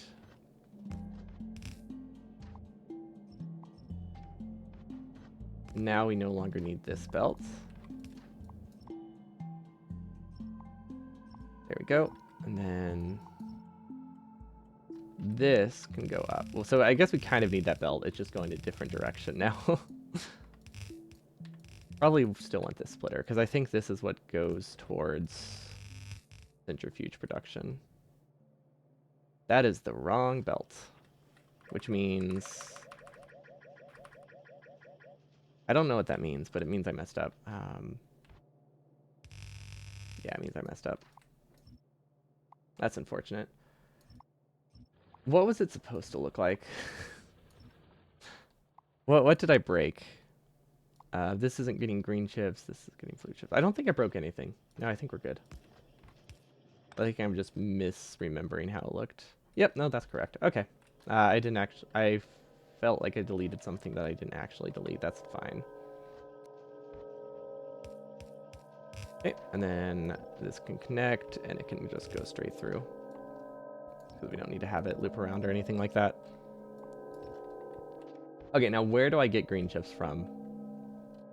I think my plan is to just steal them from... Wait, where does this get green chips? I didn't forget green chips, did I? I connected these lanes wrong. No, there's no way I forgot green chip input. I might have forgotten green chip input. We'll find out soon enough. We will find out soon. Okay. These are 3 belts. Okay, they're supposed to connect here, here, and here. Okay, so I did not forget them. Good. Okay, we'll just connect them wherever. Doesn't particularly matter. This does have iron on half of it. It won't actually have iron on half of it, but it's fine for now. Then I think we should do a splitter and just go around. Because I want that to have some prio. Jeez, okay, this is a very, very wasteful belt. That's fine, it's easy. That's the important thing. Okay. Beacon production is something I mentioned but didn't actually do. What do beacons require? I think it's circuit wire, steel, and red chips, right? So we have wire. We have circuits. We have green chips. We have red chips. So we just need steel. Steel should be pretty close. This should be a steel belt, actually. So I think if we do... What was that? Oh, right. Someone's working on the water. I heard like a really weird squeak and got very confused. But everything's fine. The world isn't ending. Now, there is an issue with this design, and it's that I can't really get everything to get... Like, everything is here, but it's not easy to grab. Because red chips are in the middle. Green chips are here or here. And there won't really be any... we might get enough making it through. But I think we could do something like this. Because we don't need a ton of beacons. It's mostly... Wait, Wait, we don't need to do beacons here. We can take from the original mall. Would be a better idea. Beacons should just be done here. We'll swap one of these over.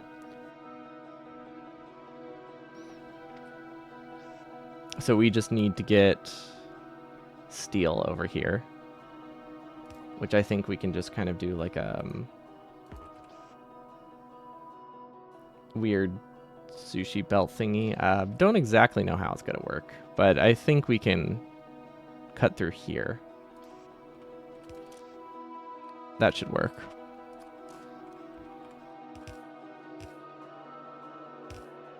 Yeah, we would need a red belt for that last part, but I think it's fine. Or we can move this over. No, we don't need a red belt. I don't think. Smart belt was not on my side there. Okay, that's pretty obvious that this is supposed to be beacon production, so that should be good. We'll get technically enough. That's what matters. Because we only really need probably like 50 to 100 beacons, I think, over the course of the run. Let's see, Volcanus uses 3? No, it uses 2 there, and it uses 2 there. So it needs 4. Gleba needs 3. Fulgora needs 2 times 4. It needs about 8. Aquilo needs a lot, but that looks like it's less than 50 total. Most of them are going to be used on Novice, and not until we get Biolabs. So I think we're totally fine to have a slow beacon production. So yeah, that's fine. We'll just convert that one. Let's see what else. Centrifuges, we have those, we have those, we have those, we have those. Should I feel like I shouldn't automate. I feel like I shouldn't automate combinators, but it would make things a lot easier to not have to think about it. I might just automate combinators. Because we can automate them really easily here.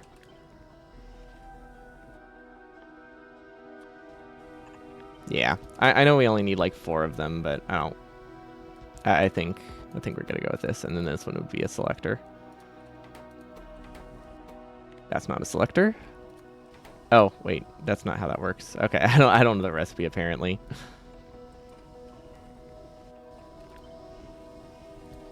Selectors we only need 4 of, so I guess that can kind of go wherever. But I imagine it would look like this. Those are the full bases for the planets. They were tiny compared to what I expected. Same. Because in my casual run, I built, like, I made sure that every planet was sustainable and they produced everything it needed for expansion that could be built there. And that uses up, apparently that is a very good chunk of your base. If you're just making the science, it is stupidly easy to get 2 science per second. Now, Fulgora is 4 times bigger than this. We need 4 of these. But this is the full size of Gleba, aside from the belt that goes over there. This gives me about 2 science per second. This gives me about 2 science per second towards the end. It's kind of bursty, but we only need to run this for about 15 minutes and then it's done. Now, someone did suggest using quality modules, so that is something I'm considering.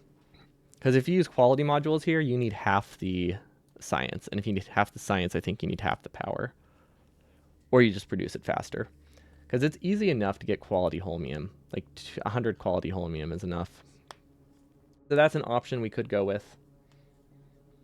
Or we can just leave it as is if I don't want to have to redesign it. Because I would have to add filters to not burn the quality ice.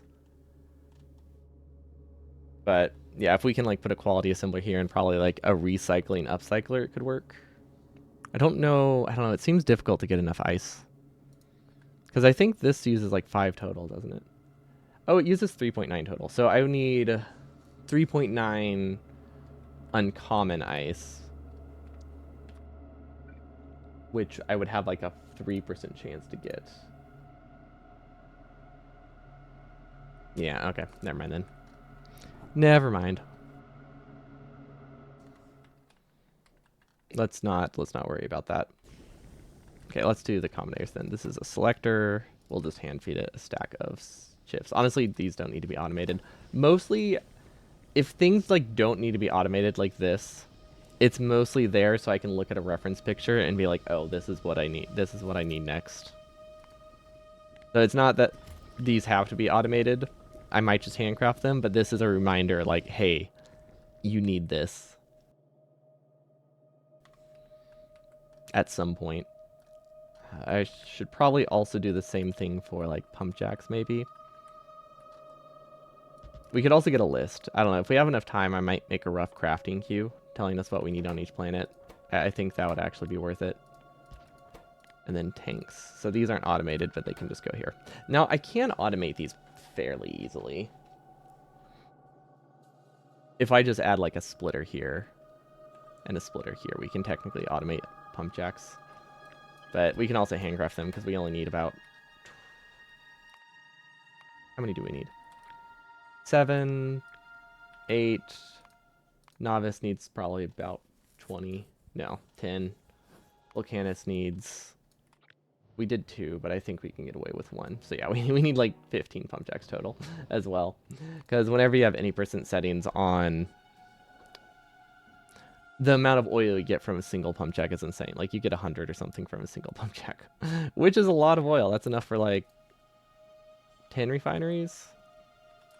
It's enough for, like, around, like, 10 refineries, I think, once you get prod bonuses. Although it depends. It depends on the oil patch as well. So I don't know if that's a reasonable...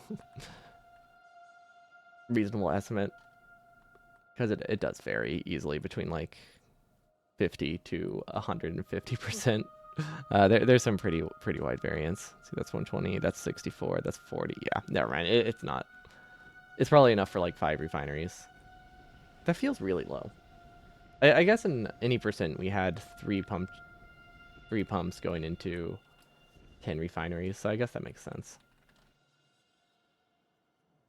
Okay, double check again. Let's see. Got these. Got these. Got these. These are also handcrafted. I will once again say, hey. You don't need to handcraft these, but you should put up an assembler for them. So I don't forget. That could go...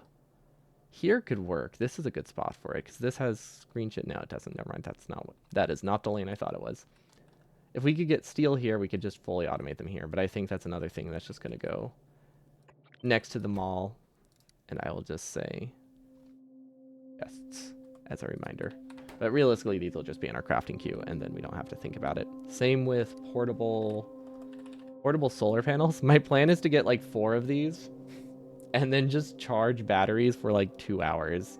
So that way I don't need an exoskeleton. Because if I get them early enough, I don't need the exoskeleton for quite a while. We have not done the military science build. We also haven't done power. But I think we'll manage. We have so many random small blueprints. I don't know where they come from.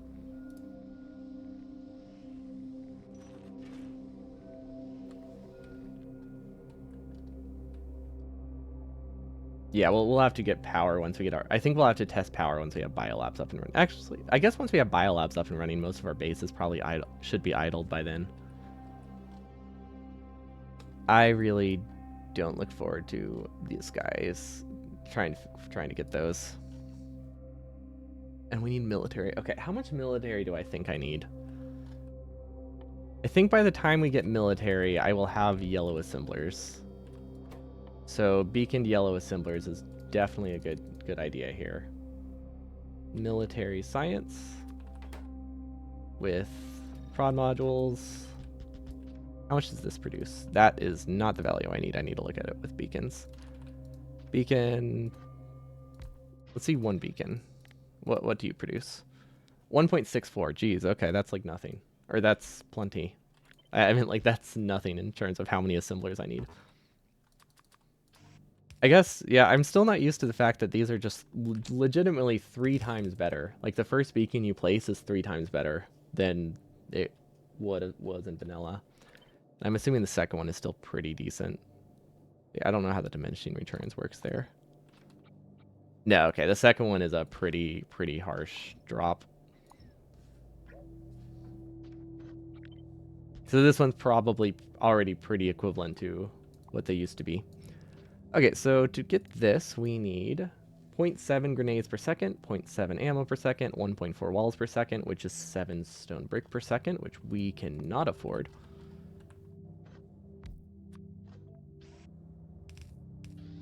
Can this produce enough? Yeah, this should be able to consume a full belt. Yeah, that should be fine. Probably long inserter, double long inserters is a reasonable choice. That would just go directly there. And then we'll figure out how to get a brick lane up there. Honestly, I don't really know where stone is. now that I look at it, I don't quite know where stone is. Ooh, wait. We have all the resources we need here. It would probably be better to just not try to steal from them all for this one, because I think it would be faster to just make a new smelting lane than to try to figure out how to route whatever the heck we have down here. Or whatever we have down here, because we need a full lane of stone. Actually, wait, do we need... No, we need 30 stone drills. Yeah, we need 30 stone drills to give us 7.5 bricks per second. No. Yes. Yeah, that will give us 15 per second. And then... Is that right? Yeah, that'll give us 15 per second, which is 7.5 bricks per second, which is enough for the walls. Barely. I think technically we're underproducing. We can't produce all the science. I am rounding a little bit. Never mind. I'm rounding up. So we technically only need like 24 drills probably. But it's no different. No faster makes a smelting lane at that point though, so it doesn't matter a ton. This is too long, but I think it'll work. And then we have coal here we can use. That would be nice. We need iron for ammo. We need copper for ammo. I don't think we need a lot of copper, though. I might be able to steal from this copper lane. Let's see. Where's the ammo? The piercing round assembler. So that produces 0.412. If we just put a speed module in it, I think we're fine. Then we have this, which can just direct feed. And then we'll have an input for ammo. I think that works. We'll have one with copper on it, one with iron. One with copper and steel. And the other one with iron. That should work. Or sorry, copper and I actually don't know which way they should go together. No, that's not how we should have that. Because we also need iron and coal. Let's see how much we can get out of this, though. If we only need half a lane of coal, we can make that work. Okay, so we need a total of probably 3 of these. We'll give these a beacon. I'm assuming that produces enough. 0.5. 0.73. We would need 3 of them that are beaconed. And we would actually want this to be flipped. So now this produces 0.86. That's enough. 0.75. 0.7. 0.67. Technically lacking. Probably okay. Now this is more than sufficient. Okay. So this needs exactly half a lane of coal. This needs... Yep, you know what? We can make this work. We have iron and copper, steel, and coal. That should be more than enough. So this is supposed to be the brick lane. And then this can just be regular inserters. We connect the bricks. Voila. Then probably just a random smelting lane should work. Doesn't even need to be a full lane. Just needs to kind of exist. Probably we'll just use the splitter. We'll send half of it to the brick lane. And of course, Smart Belt is gonna screw me, but that's fine. We're used to it by now. And then the rest of it goes here. And side loads copper. Or not copper, it doesn't particularly matter. Now while military is running, we technically lose some of our production for steam turbines, but I think that's fine. We should have excess. And then I don't think this might be input limited with 1 inserter.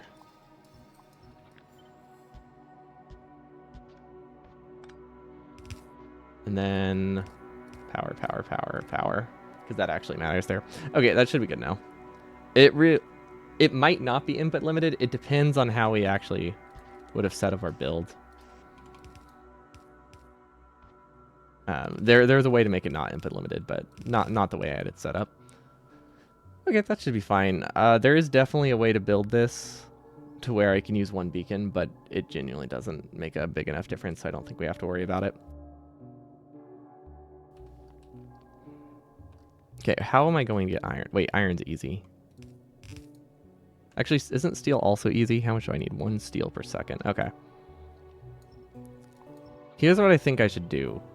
We should actually have a steel lane here. Because what we can do is we can send one of these iron lanes over here. And then the copper lane, or the brick lane can be here. Does this work? I don't know if this works. It barely works. Okay, that's fine. Okay, so that's going to make steel, and that's going to make iron, and then we sideload these at the end, and then I think everything is okay. Now, with this setup, we don't actually need the double inserters, but I think it's good enough. And then this will get us all the military we'll ever need, basically. So far from my base, but it's fine. It is fixed seed, but we're not making it like that, like tile perfect at all. We're not making it like tile perfect or anything. So it's a fixed seed, but we're using a pretty general blueprint because I just want to get a run in. Like I just want to do a run. So we can't make it too complicated of a base. Because I want to be able to just look at a picture and know roughly where it goes without having to worry about the tile. But I think eventually we can work towards like actually making it built around that specific seed. First run is next week. That's literally why we're cutting these corners. This is why we're just making easy designs. Like Burner Hundro, we didn't really have a choice. Like we had to make the whole base first before we could run it at all. But this one's just going to be YOLO %. It's going to be unpracticed and yeah, just going to be completely unpracticed. We'll maybe stress test some things, but we're pretty much not going to practice anything. It'll be great. Oh yeah, I like the mindset of just do it type of thing. The only reason that I have to do any planning at all is because the run would just be too long if we didn't have at least a general idea of what most of our builds would look like and how much we needed. Is any percent an official category? It's been an official category since day one. Since it released.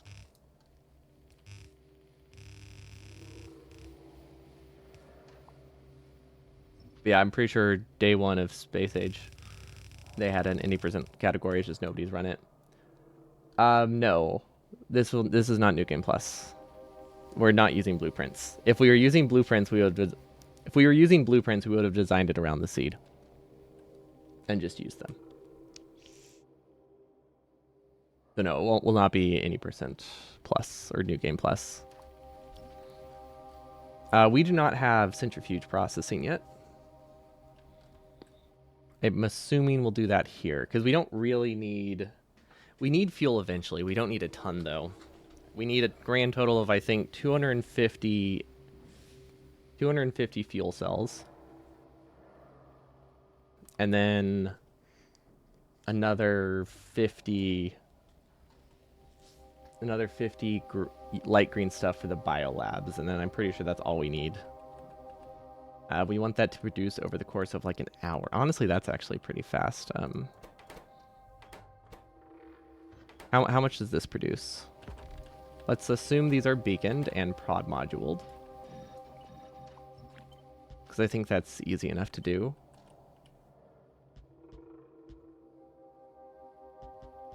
Probably do not want to do it in the middle, actually. Well, actually, yeah, I can do it in the middle. I just need to leave a gap.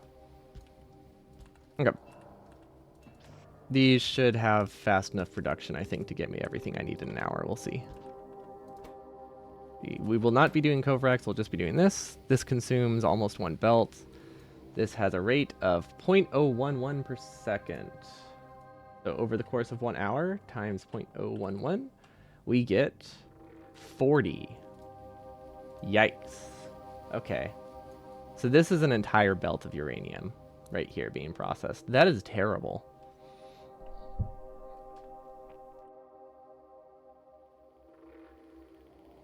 We can build them pretty gradually though.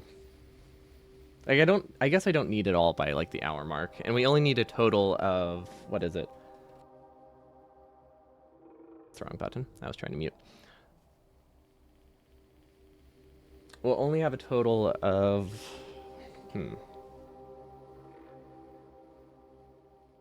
how much does it take for fuel cell? I want to say 1. So, or if we need 250 fuel cell, that's 50. So we need 100 of these by the time we get to a kilo. Honestly, at that point, it might be worth it to do Covarex. Because if I need like 100...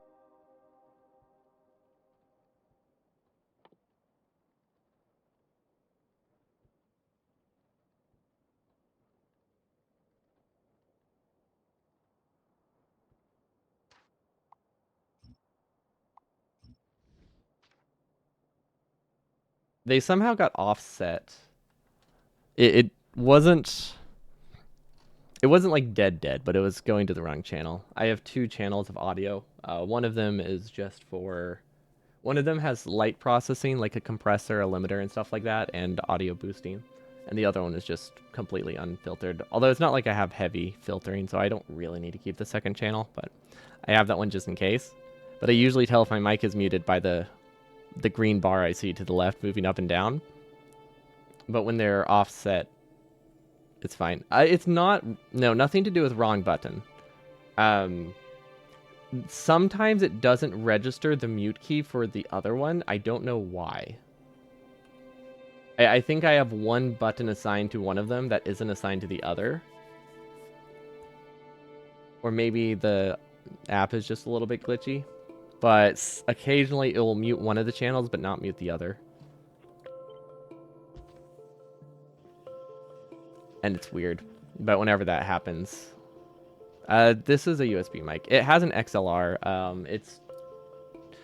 I don't think I would be able to make an XLR work for my needs. I've thought about it, but ergonomically, I cannot make that work. So I don't think I'd be able to do that with my health. They're a little bit harder to fit in my setup for the way I would need it to be set up.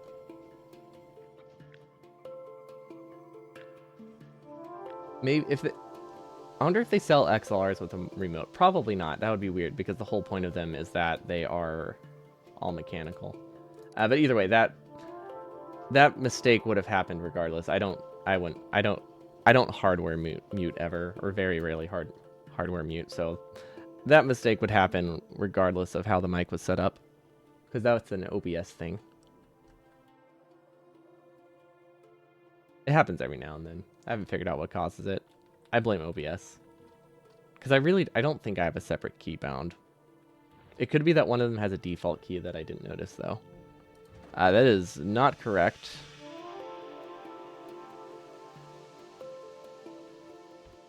This is also not correct. This is supposed to be blue chips.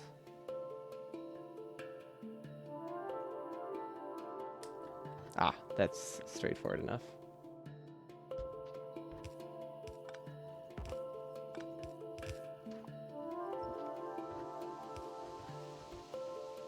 Yeah, that should be fine.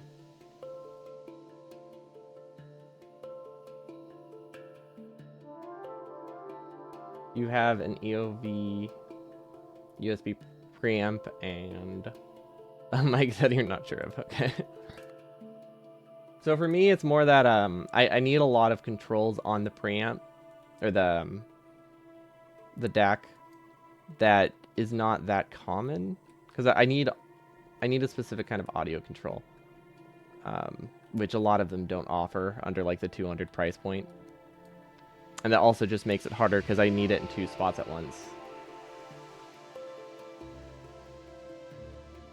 Not EOV, Evo?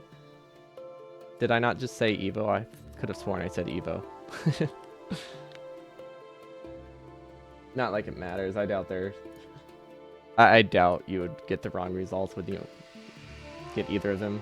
It is always possible, but it probably brings up the exact same item. What am I missing? I feel like I'm missing stuff. Oh, we haven't done rocket fuel yet. Military science should be properly connected, though, so that's good.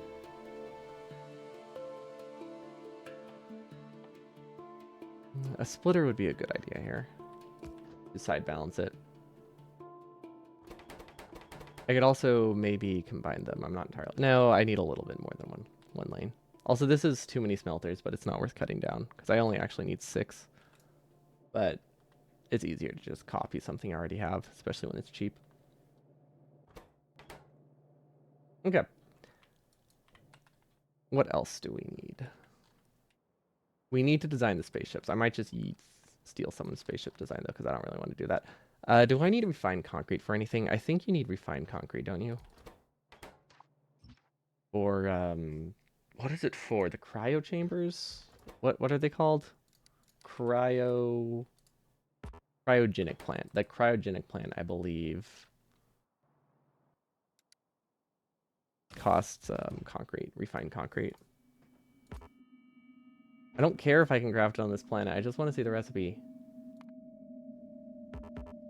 I'm not watching that, man. I believe you. I'm not watching a clip of me just saying the wrong word. I believe the yes or no.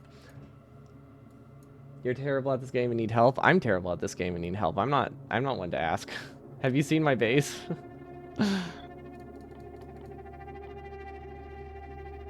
We need 200 refined concrete, roughly.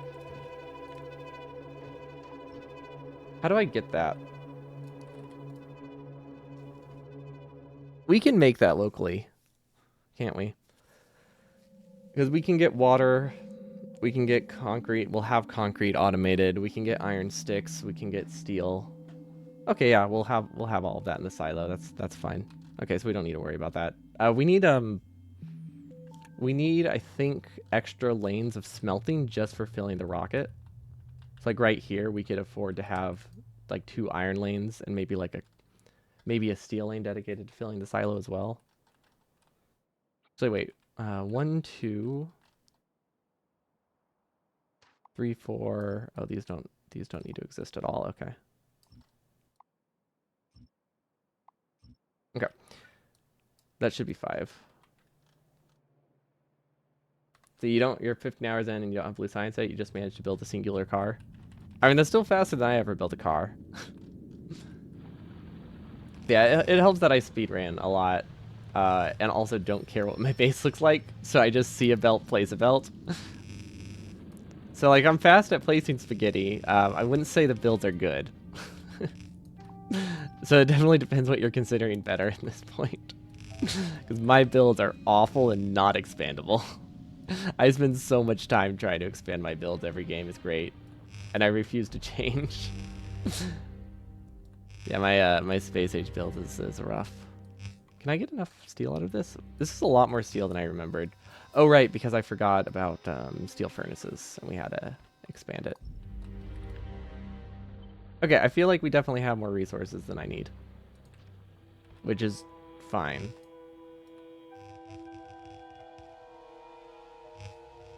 Yeah, I think we'll manage. This should be 7, right? 14, yeah, that's 7. This gets copper from there. This gets coal for this. Okay, I think we have enough drills. Okay, something tells me I will not have enough power. Or not power. Yeah, something tells me I have not built enough power yet. Considering this is the only power plant we have up and running. The biters are just completely destroying you and you can't make any process. Ooh.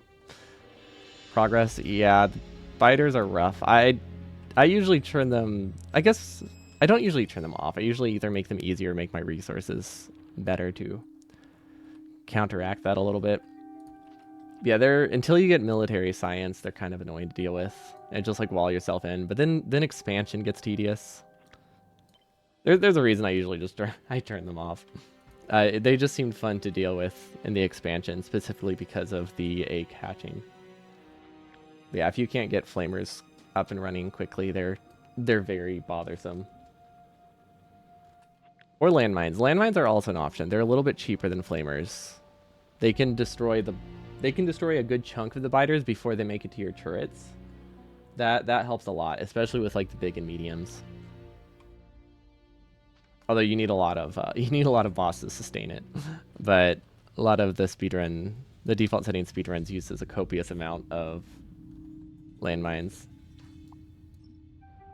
Yeah, it seems annoying. Although you only really have to defend novice, which is nice. Yeah, biter expansion is also a good one to turn off. That reminds me, I don't know if I turned it off. I think I did. Oh wait, no, I wanted to turn it off for a meme run, not for this run. But yeah, biter expansion is a good way to balance it, to where it's like you still have them, but they're not quite as annoying. That's a good balance. I'm surprised this still works. This is so dumb. This is so dumb. Okay, rocket fuel can be produced basically anywhere. Probably should produce it. It's easier to run a belt than it is to run a pipe these days. So maybe I just produce rocket fuel up here. Yeah, train world's also fine. Although I don't like how sparse it is. I know they're trying to force you to use trains, but I feel like could have been a little bit more frequent.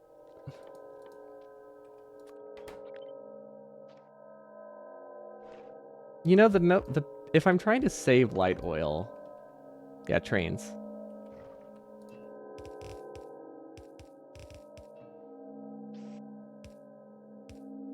That is what I said. But I could use petroleum, because petroleum is basically free.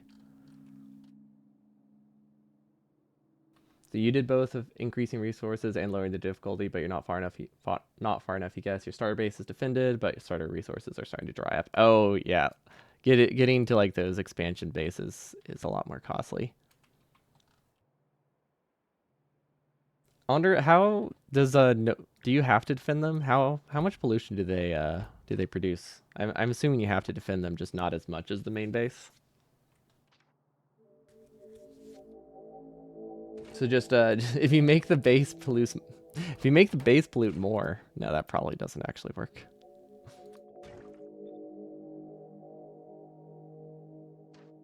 Yeah, well, I can't do the power. I'm not doing the power until the end. Thanks though. Okay, this is all we got. We have 220 light oil. Okay, that's fine. I think. I don't know. It feels pretty far. I think we build it here. That's better.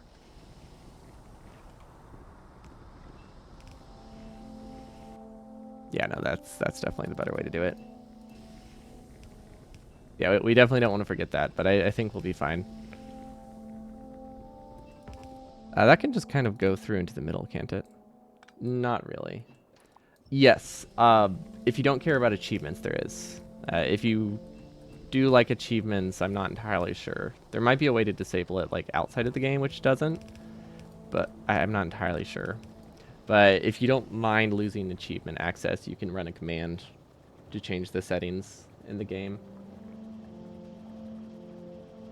I feel like you would be able to... I feel like if you turn them off in the console settings, would it know? Or the config settings, would it know? I feel like it might know. It's always worth it. It's easy enough to test, at least. Yeah, I don't know how it would know. Oh, I guess I don't know where the config setting would be for the map, though. That's not like a config. That's like hidden in the maps. You can use the editor extensions mod to change what you need and then uninstall it. Would that, how would that, how would you...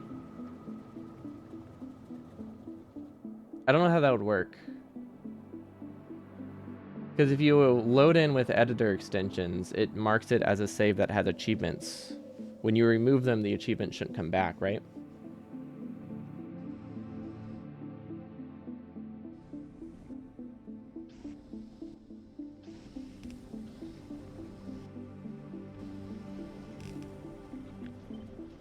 Or is there some weirdness with it? Okay, we'll go this up. We can also give these prod modules if we want to save yellow.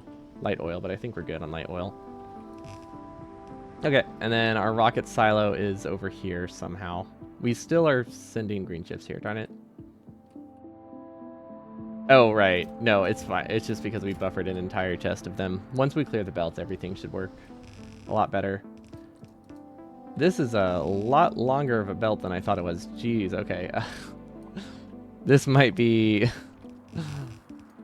This is a terrible, terrible spot for it. But I didn't want to have to deal with light oil pressure. Wow, this is a horrible spot. Okay. There we go.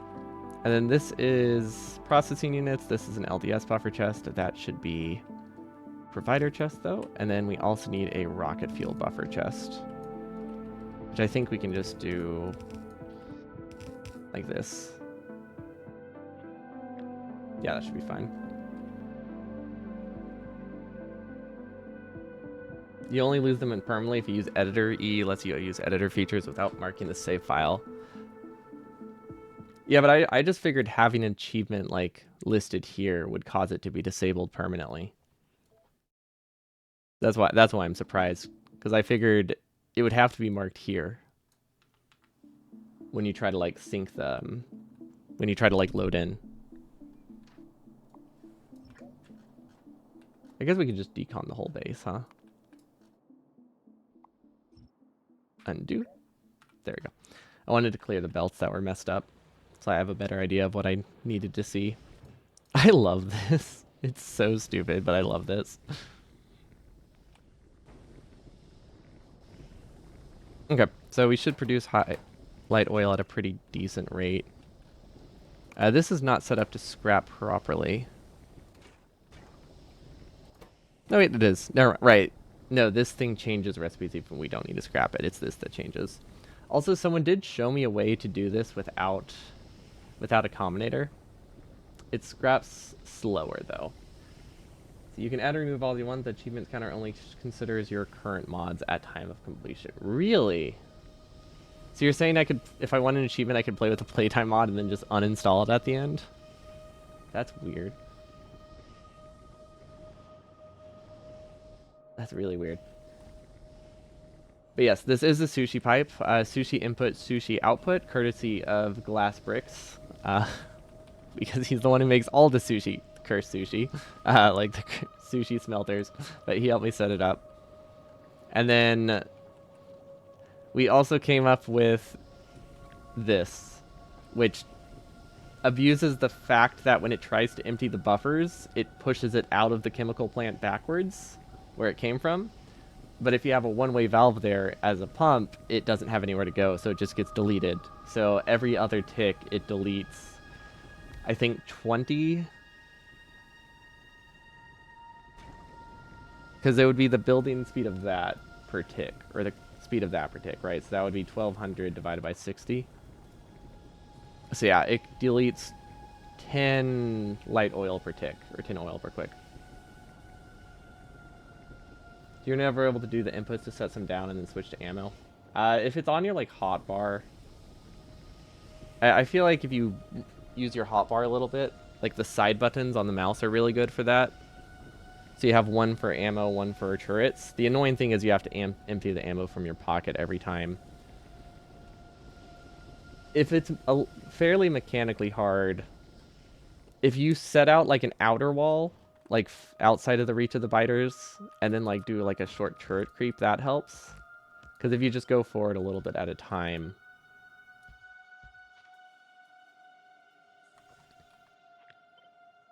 But yeah, if you have them just going forward a little bit at a time, you don't have to be as fast, because though there aren't going to be that many worms fighting like one of them. It's like doing a turret creep helps. Having them on your hotbar helps a bit. You could also, if you have, I don't know, did you say you're at blue science or you're not quite at blue science? Because if you have personal bots, you can do the preloaded ammo. Can I use fluid void to avoid patrolling? Oh, you mean down here? Yes. This fluid void. Also, why did I said that weird? I said like Floyd void. But yes, you have to use the plastic recipe, but it does work as well. So the blueprint list one, or the combinator list one that someone sent me. Yeah, I should have the blueprint somewhere. What was it sent in? Yeah, I was like, it should be like one of the most recent links. Okay, so there is another setup that I did not copy it. Okay, there's this setup, and if you throw one plastic down on top of it, it also voids stuff, and it's really funny. Editor, remove, pause, just so it doesn't try to place excess. Yeah, so with this setup, it is about 4 times slower, but it doesn't need a combinator. It's also a little more tricky to set up. But you have this reading the recipe from, this gets read here, this gets read here. So this tank sets the recipe of the heavy oil tank. The petroleum sets the recipe of the light oil recipe. And then this does nothing. This is just regulating the pump. And then the plastic is higher in the hierarchy for recipes. So every other belt, you just read the plastic, and that overrides all of these. And when it's not in that, this gets set to 0. So this is like a combinatorless one. The issue is the transport speed of the pipe, the belt is a little bit lower. So it only voids like 4 times. Like I think it's about a quarter speed. Actually, it changes. I think this voids the slowest. This voids pretty fast. This voids kind of okay. So this one's comparable to Combinator list. This one is like 10 times slower for some reason. I don't know why. I think because of the... yeah, I don't know why, but it seemed to void a lot slower. This monstrosity is fluid voiding without a combinator, as opposed to this, which is fluid combinating with the combinator. Much faster, much more consistent to set up, but you need to research combinators before you can start voiding it. And then this one does the same thing, where it just kind of keeps voiding stuff by pushing out of the machine into nothing. Because we just pulse a plastic recipe, which is really fun. You're at the point where you have it unlocked, but you haven't been able to get connection. Got it. So you don't have like personal bots, because those would also help now that you can do ammo filling, like ammo requests. But obviously it doesn't help if you haven't quite reached that. These aren't running for some reason. Are these flipped? What? Okay. Sure. I don't know why there's so many instances. You know, I know why. It's Smart Belt. It probably broke like 3 separate spots. Because it did have a weird gap, like if Smart Belt broke it. I don't know. That one could have been on me, but I think it was Smart Belt. Also not helping that all this is more than 500 meters from the base. Yeah, that's quite a lot of tiles to travel. Where is the plastic? Why don't I have plastic? Oh, plastic's supposed to come from somewhere else. We just don't have plastic set up. Interesting. Okay, well that's why we test it. Was it supposed to come from over here? No, that's 12. Okay, yeah, we just need more plastic. Which means we need more coal. Which means this should probably go this way instead now. Don't know exactly what belt this is. Wait. That's... Oh, I see why I had it set up like that. Never mind, that is not how that should go.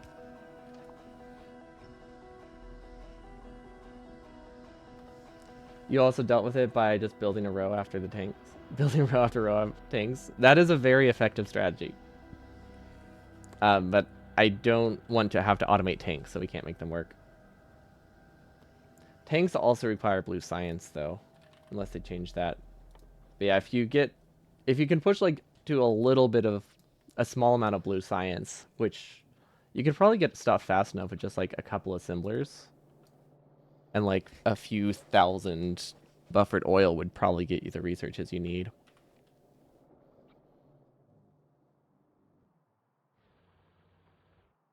Because you can take a lot of what you need from that. But yeah, you don't need a ton of oil, I think, to like get the researches you need. So building smaller could be an option to rush those techs. Where's this supposed to go? Oh, that's supposed to go real far away. That makes me think this is not a good spot for it then. Okay. I think this should not be here. That is the vibe I'm getting. Because we need to produce plastic for here and here, so I think we just do more refineries. Do we have any oil here? We just genuinely do not have oil on this side of the base. Wait, what? That's weird. We have oil here, though. That's far. That's farther than this. That's much farther than this. Yeah, not worth it. Okay, well... we'll put this back then. We will need another one, though. If we're gonna make that work. You can't bring up the main menu anymore. That should be easy enough to fix, though. I mean, you'll have to wait for the autosave and then restart, but you can fix that from the main menu. Or the config file. Like those. Both of those wouldn't require you to open up the main menu to change them. But I have done that before. I have unbound that key. It is awful that they let you. It would be different if they're like they should let you, they should give you a warning and be like, hey, if you unbind this, you can't get back to the menu, because they can give warnings, I think. No, they don't give warnings with theirs. They just, some games give warnings. But I feel like that would be nice. You can also, I learned on the Switch version of this game, you can unbind, what is it? On the Switch version, you can unbind left and right click, and you can't rebind them again because there's no way to change the config file. So the only way to fix it is to reset all of your keys, just the entire thing. Yep, this looks like the kind of base. Yep, this is 100% the kind of base I would build. Excellent. There we go. See. It's not just unbinding. You think you can also double bind it, and the main menu doesn't take precedence if you press the key after doing that. Well, yeah, but I mean, like, you can just unbind the other key. You'll have to scroll through the list.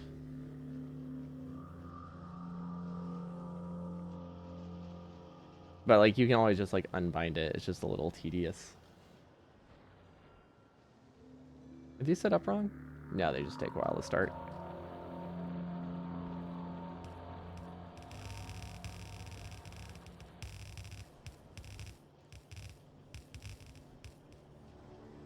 That should work. That is weird that it doesn't take precedence, though. I feel like the only thing that should maybe take precedence over main menu is left click. Because, like, that seems like a very important setting. But I don't think they, like, go through and manually pick. I feel like there's not a manually decided order. I feel like it just kind of goes with what seemed like it worked. No, maybe there is a manual order.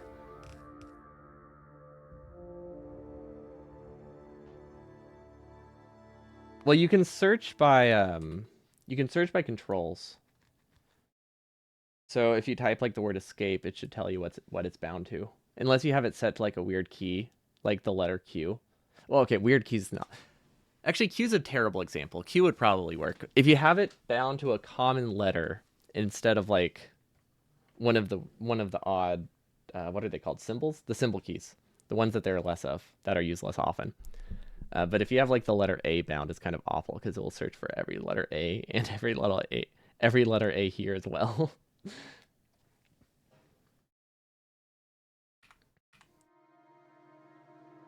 But escape's an easy one to search for. Control stuff is nice. Clicks is nice. I guess there's not that many things you can't search for. It's specifically like the letter O, which I do all the time. Nuking everything and restart. Oh, like your whole run. I mean, that's always a valid option. Okay, I think plastic's connected to both of these. I might have broken this one. Okay, I didn't break this one. Smart Build broke it. Okay, so I don't feel bad about that then. These are not producing anything at all, so that's not a good sign. I think it's just belt delay, though. Yeah, it's just going to take a while. You run your common settings, everything. Oh, just like a full reinstall, basically. I mean, that does work, too. That is an option, for sure. Config file is easy enough to reset, though. At least that one you can just kind of click that button, which is very bad. I have apparently rebound 97 keys. I have backups in a lot of different places, but it would still suck to have to find them. Like, I know I have backups. I just don't know where they are. Which makes it seem like they're not useful. It's still useful. It's still useful. Where's the coal? Okay, I think I can continue this through and go around. Then go around again. Okay, so this is like the final size of my base, right? This is so big. I don't need this. I don't think I need this much.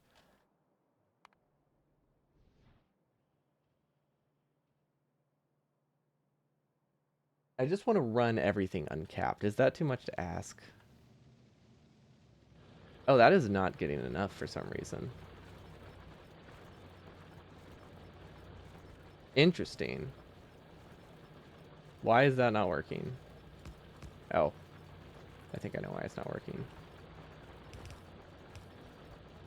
I connected it wrong.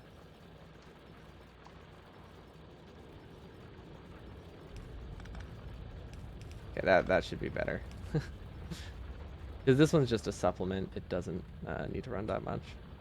Okay, there we go. That should give us a lot more coal. 336. This technically runs on one lane of coal. It shouldn't, but it does. Okay, yeah, I think we just have to do math. So if we look at this, we have 1,400 drills. That is 1,400 times 60. I think I can just look at the assemblers and the drills, and we're probably fine. That's 84 megawatts for the drills. Assemblers also probably like 60. I guess research is probably a good chunk of... Oh, no, refineries are going to be a lot since those are like 20 megawatts each. I feel like this is under 500 megawatts, though. I mean, we obviously aren't accounting for beacons right now, but I don't think we have them in enough spaces that they're going to make our power cost insane. Because how much does the old any percent build use? Because that's a good reference point. Because we're not producing a ton more than that. Hello, Luciana. Welcome, welcome. So what time is it? Oh, I have to go in like 20 minutes. Actually, I guess I'm on pace. I got what I wanted. from today. We mostly needed to finish up Novice, and I think we have everything designed now. I don't technically have refined concrete design. I think I'll hand feed concrete a bunch of iron because we only need 25 times 16. What is that? About 1,000? I think it's under 1,000. I think it's about 700. We need 700 refined concrete for all of the silos. Okay, so this was the old any percent build. It's so weird seeing it have a limited size. So this was 240 megawatts. So yeah, there's no reason we would use nuclear power. It is what it seems. What it seems. I don't know what I was gonna say after that. What it seems to look like. I don't know what I was going for an expression, but I forgot the expression. We don't need as much power as I expected is roughly the sentiment I was going for. I think we should automate boilers. See, these are 1.8 each. So if we do 30, oh wait, 38, no. 1.8 divided by 40. What's a yellow belt? 15 times 4,000 millijoules or kilojoules divided by how many boilers? 1.8 or 1,800?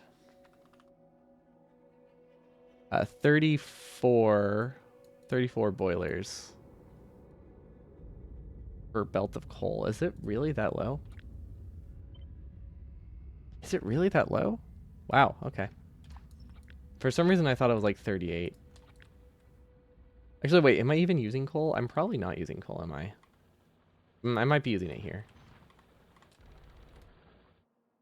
This can probably get a belt. Yeah, we can just do... Don't know exactly how we'd fit this, but I think we can... We can't fit 2 in here, but we can just use steam engines. I don't know when we're going to build this power, but we definitely need it at some point. And then a pipe in between, because we're just going to copy this up a few times. I just want to get spacing right now. Okay, that is another 64, so that's about 50 megawatts. We need another one probably here. And then that would just connect here. I'm actually not going to bother with the inserters. That doesn't benefit us at all. We don't really gain anything by trying to like place the inserters there. It just makes us have to think for no reason. This should actually be mirrored because there's no real reason to have it set up like that unless you're sharing the fuel somewhere. Okay, so that is 100 megawatts. This is another 50. So we're at about 150 megawatts. So this is enough for pre-bots. Now we have a couple options to get fuel. We could just do a bunch of power plants here. It's kind of hard to justify setting up solid fuel when I can just have it gradually building drills, right? Like, I don't think I need solid fuel production. I guess it depends. Where's oil? Honestly, ooh, this is a good spot for a power plant, though. And it would be expandable, so maybe I should just do it here. We have infinite oil effectively, so at least we can just be lazy and do petroleum. Wait a minute. Wait a minute. If we're doing petroleum, I've done this before. This is going to be similar to my any percent or my burner percent design. But you can technically do, I could do this. And then it makes it really easy to expand. We don't have to worry about connecting belts ever.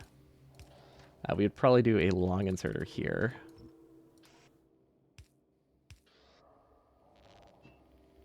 And then I guess that would just go there. It doesn't actually matter. But yeah, this is something that tesslates really well too. So this should work. We could honestly do sushi oil with it probably pretty effectively. And then it just copies to the other side. Okay.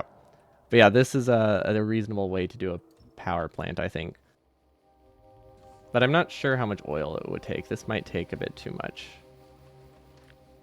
I guess we can find out. Blueprint. Snap to grid. That's not supposed to be there. That would have messed up the snap to grid a little bit. Okay, somehow we managed to place the power poles in a way that does not connect. That's fine. It's a very easy fix. We're just going to place this, and voila, it is fixed. Okay, so if we do this design, this says... Well, first off, this gets me like 150 megawatts, which is a lot.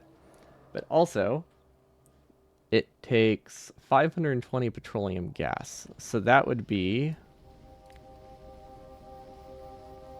These are oil limited. Weird.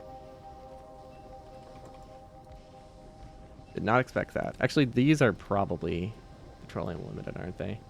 I think it's 480. This produces 220. Okay, so this needs to be bigger.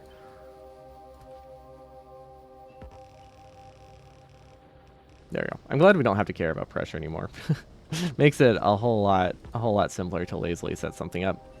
Yeah, we should be able to get enough fuel out of this, no problem. This should be running better now. See, that says 480. That says 468. Close enough, honestly. Wow, I'm surprised how much oil this takes. 700, no, 1,000? Wait. This consumes 1,000 oil to produce how much? 480. So we would need 1,000 oil per second to power this. Is that easy to get? I want to say no.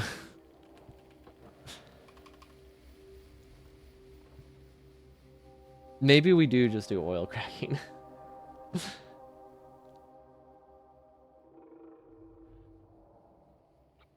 I mean, considering my oil cracking can look like this, that does... Oh, wait, we need pumps.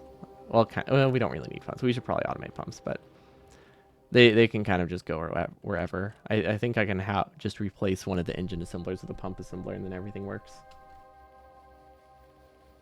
But yeah, I think this requires a little bit too much oil, considering solid fuel, advanced oil processing to solid fuel is, I want to say 10 times more efficient. No, that's too much. 3 times more efficient. I was counting for it twice for some reason. But yeah, it is significantly more efficient. So it's kind of hard not to use it. Also, this is a little bit finicky. This is a really bad idea to do this. Oh, well, at least it's easy to fix. We might have an alarm. If we have an alarm telling us we're low on something, that would be a good idea. But it should mostly keep running. I don't think we'll have a problem. I might have to... Yeah, most likely I just have to decrease the buffer size of that. Like right now, it can't switch to water right now for some reason. Now there is a way to fix it. If we had like a tank, a regulated tank, it's actually pretty straightforward. So we can just we can add a buffer tank with a pump, but I think it'll stay mostly safe for a little bit. Yeah, this seems like a bad idea, doesn't it? I don't know how much. How much do I save by doing this over cracking? Because I feel like this is pretty risky. Because this isn't going towards my power plant. The one that is going towards my power plant, it seems silly to just give it sushi inputs. Because it's pretty easy to set up sushi outputs. Yeah, let's do sushi outputs, but not sushi inputs. I think that is a reasonable... I think that's a reasonable call, because for that, we can just set it up. See, vertical flip, like this, and copy it down, and it is not difficult at all. Because this is now a pattern that can just repeat, which is very, very nice. I was already not in map view. Nice. Usually I accidentally go to map view, which complicates things. Okay, so now for this situation, we can produce a decent amount of fuel for power. So I think this supplies one chemical plant of petroleum, 2 chemical plants of light oil, 1 chemical plant of petroleum. So that's 1, 1, and... No, wait, 1, half, and 2. So that's 4. Okay, and then we would also copy the outputs here. This is harder to set up than I thought it would be. Honestly, I think this is more difficult. In this situation, I'm pretty sure it's more difficult than separating the outputs because I'm not hand building it anymore, so I don't think sushi oil is worth it. Now, if I was bringing in blueprints, it would be a different story because then you don't really have to think about it. But since all of this has to be built without blueprint imports, we can use a reference image at least, but since it's mostly built without blueprint imports, that complicates a lot. Okay, and then there we go. Or sorry, entirely made without blueprint imports, partially made without blueprints is a better way to phrase it. Because we will still use blueprints, we just can't use external ones. Okay, so that should work. This produces a lot more fuel. Yeah, that's worth it. Hard to pass that up. And then we can extend this pretty easily too. Yeah, I think we should be able to make that power plant very easily. We can add a buffer tank. We don't, strictly speaking, I don't think we need one, but we could have one just to help it get started. And then we also need water, which can connect from wherever. So we need an offshore pump, which we cannot Q-pick. I really wish we could. Instead, it gives us landfill, which I guess for most situations, it's better to get landfill from it. But I really wish you could just Q-pick the pump. They're not usually blue, and whiteboards usually aren't white. That part's not true. The second one. Oh, okay. That makes more sense. I was like, they're always white. Well, okay, they're white for about like a week, and then they get permanently stained because people use the wrong markers on them. So I guess those aren't white either to that degree. But yeah, blackboards are like a greenish color usually, right? Well, I guess the blackboards I know are generally... I guess they would be more of a dark gray. There are like green ones, right? I feel like the original feels green. Oh, but why would it be called a blackboard then? I don't know. I imagine a green one whenever I picture like a drawing. But in real life, I've only ever seen like a dark gray.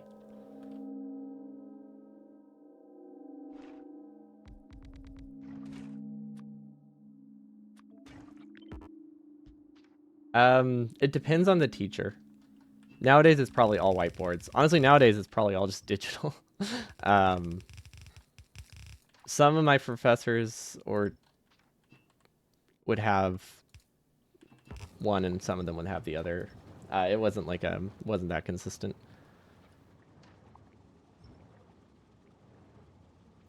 Well, it wasn't terribly consistent of which they would use. Teachers had preferences, and if they were able to, they would get that in their room because they would generally make customizations for a specific teacher because they would stay in that room for like years. I had like one teacher in high school that used a blackboard because they really hated cheap whiteboards. How much do we need to fill out? 15, right?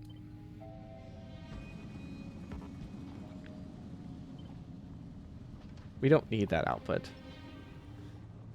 Okay, so this is 300. 1, 2, 3. You know what? I have a better idea. No, it's not a better idea. I have an idea. I shouldn't call it a better idea, though. What if we do 3 power plants? 1 for light oil, 1 for solid fuel, 1 for petroleum. They are bane. I think so. My school, during one of the years when they upgraded some of the classes, whiteboard enthusiast, fair. I don't blame you. A good one seems very solid. But when they upgraded our school to use whiteboards, they didn't buy actual whiteboards. They covered the blackboards with shower liner, like shower wall material, whatever material that is. They covered it with like shower wall material, and it just made it that they no longer just run. Like now they're just terrible. Well, I guess run is the wrong word. They no longer function well because they don't have they don't have a whiteboard anymore, and they don't have a, or they don't have a blackboard anymore, and they don't have a good, can't think of the word, good blackboard either. Yeah. Which is fantastic. Yeah, it was a nightmare, honestly. A lot of people were kind of annoyed about that. Why do I guys you pain on a regular basis? Hey, I have pain too. That's what Mondays are all about. I have to pass it along to other people so that way I make it through the make it through them. Okay, so that consumes 20 per second. Honestly, this isn't a terrible idea.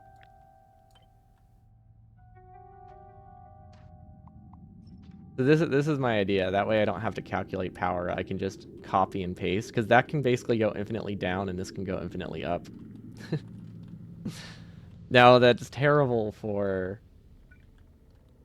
space efficiency, but I think I can go with this power plant.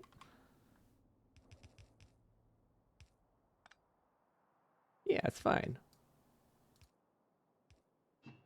We'll probably want to redesign it a little bit, but the idea here is that I guess doesn't matter where these connect. But the idea here is that I don't have to figure out what my actual consumption is. I don't think it's going to get far enough that the lane stops running, right? It might, actually. That's pretty close. I would actually probably do another one like this instead. Your current whiteboard at work even got some touch and screen functions. It makes working and brainstorming so nice. Interesting. A whiteboard with touch functions? That's actually kind of neat. We used to have these things called smart boards, which I don't, they're kind of like how do you describe it? Like a giant crappy tablet? It's like a whiteboard, except you have to use like a weird digital pin thing that was incredibly unresponsive. Like, it was a great idea. It just was so bad. That it's not great. You also had Smartboard. Nice. Yeah, they're terrible. Conceptually, they were awesome, and I will say we all like loved Smartboard Day when we got to be able to use it. I guess not Smart Build Day, but we liked when we were able to use it. It was fun. Because it was, we were like, oh, cool, we could use the cool pin thing. But oh my god, they were bad. They were so bad. Okay, I think this works. Actually, wait, what's the ratio?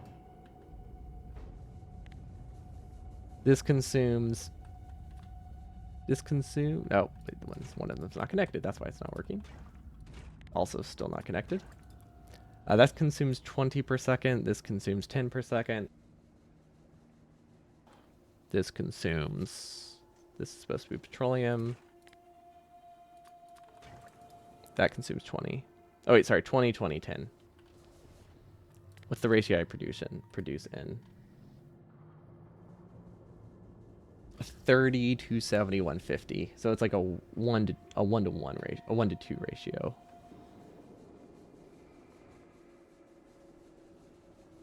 So that means we need an equal amount? No, does that mean we need an equal amount or we need extra? No, we need twice as many of these. Okay. So I'm thinking we make a different blueprint, one that tessellates. So instead, it would be like this, so then I can expand them evenly. Because everything should be on the proper ratio. What the heck? Wait, what? That's not copied, right? It's like it just looked a little bit odd, but I couldn't quite place it. There we go. That's much nicer. Okay, now we can copy this. Now I'm thinking we do a gap here. Then we shift those up one. This is definitely not the right ratio, but I think it's good enough. And then we have heavy oil here. So I think this is balanced enough that it would be okay. So now I can just take this blueprint and expand it as needed, and it can expand pretty far before I have to make another one. I might need pumps at some point here, but I think this is fine. I mean, I know we say that a lot, but you know, sometimes it's true. If we leave a gap in between it, we can even put a roboport there, which is I don't know. I say that like we have a choice. We don't really have a choice. We need to put a gap here. That way we can put roboports. Perfect. Yeah, this is kind of similar to our burner hundo power. If anyone thinks it looks kind of familiar, it's the same general concept. We just aren't doing any cracking here because we're lazy. Although setting up cracking probably would have been just as difficult as setting up the heavy oil. We probably should have just added cracking. It would have been faster. It would have been faster or comparable to set up. I love it. Okay, and then it doesn't matter which one's which, but we definitely need to pay attention. So we'll do this slowly, but these are flexible in size. They can kind of go wherever. I don't know how much power we can get out of this, though. That's the real question. Are these on one power grid? No. Still no, because I was in the map editor view, which always throws me off. I don't think it's a good setup. But I don't really have coal. Like, I would much rather use coal, but I don't really have coal where I would want it. So I'm going with this one instead. Also, this is pretty easy to, like, just expand as needed. If I had a better estimate of how much power I needed, it would be a little bit different. Wouldn't care as much. Oh, wait, we didn't need to connect power. Duh. Okay, and then we're going to set up an energy interface. And we're going to say consume 1 trillion gigawatts, or whatever unit that was. Because I want to see what these produce at a steady state when they're actually running full speed. Okay, we are actually not burning enough, so we can't afford to expand this a little bit. No, that doesn't make sense. Why aren't these running full speed? Are we low on water?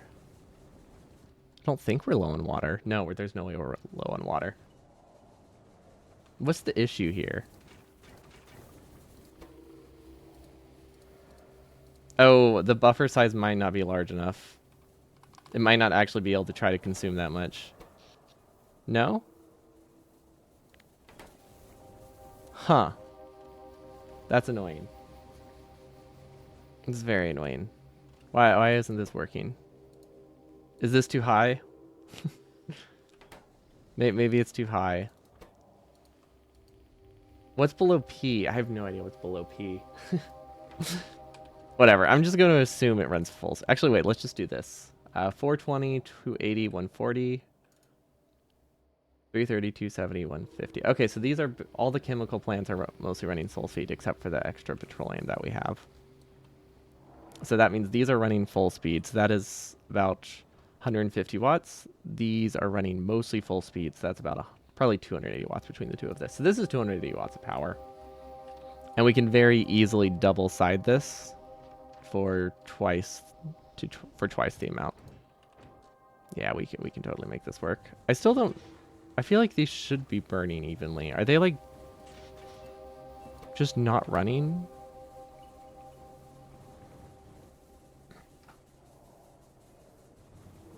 Do we not have enough I'm so confused. We should have enough heavy oil. I wonder if it's broken. Yeah, the burner hundo setup was cool. Although we finally had power. The only thing we're missing... I think we're still missing a couple things, but that's most... Like, we're missing boilers, we're missing steam engines. I'm going to leave a combinator.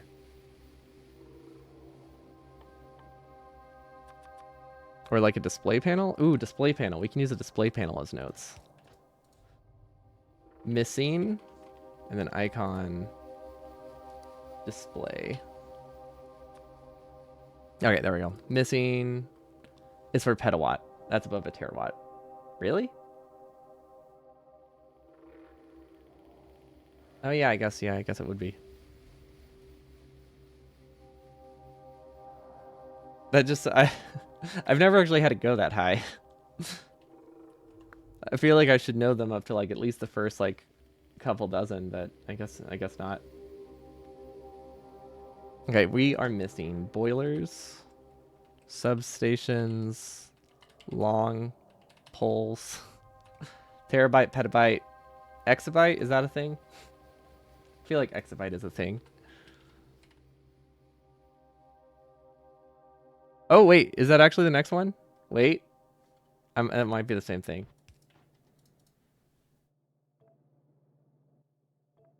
Nice. Or that, yeah, that might actually be the next one. Cool. I'm glad randomly guessing works. We should call them quintibytes. No, that wouldn't be. That doesn't sound that great. I don't know. Q needs to be used more. We did not save this. We are missing boilers, substations, big electric poles. I don't think we use mediums. But we'll put a question mark. Medium? Medium electric poles? Question mark? Missing. There we go. That's our to-do list because we forgot a app. The Exa Zeta Yoda Rona Keta? Ketabyte? Why? Is that... Do they just stop doing letters at some point? Or I guess they were no, I guess they were never letters. I don't know why I was thinking they were Greek letters. That doesn't make sense. What is that? What's that from? What's that mean? Is it Greek? Is that where those come from, or are those the Latin ones? I never remember which one's which. Or maybe they're not. Maybe it's neither. Maybe they're just made up. Electric poles, substation boilers. Roboports were good. Oh, right.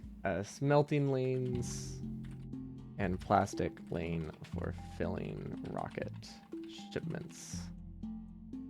There we go. Okay, I was going to show my burner 100% power plan real quick since I was talking about it before wrapping up. Burner hundo, let's go. This will probably break some things, but it's fine. As long as it loads. It might not load. There's a good chance this crashes. There's a very good chance this crashes. It does not like loading the burner hundo run at the best of times. It definitely doesn't like loading it when it also has to switch mods and I'm tapped out of the game.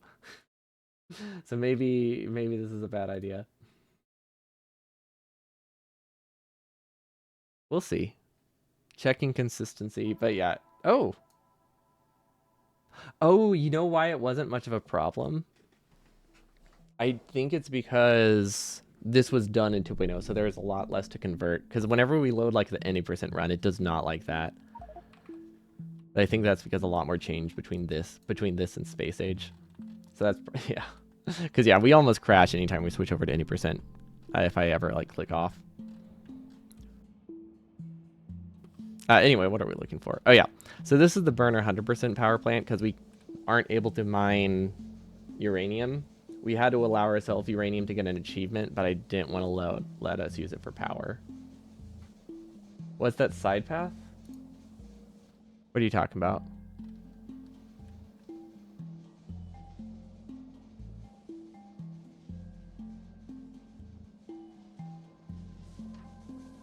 But yeah, this is the burner 100% design for it.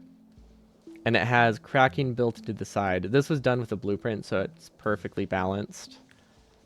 If you like try to extend this by like a single boiler, it kind of like offsets the balance a lot and you end up with stuff backing up. Like we cannot really expand this. It is a very awkward ratio and this is like the perfect ratio. So if we expand it, we basically have to double it. Kind of, or or waste boilers. Like that's always an option.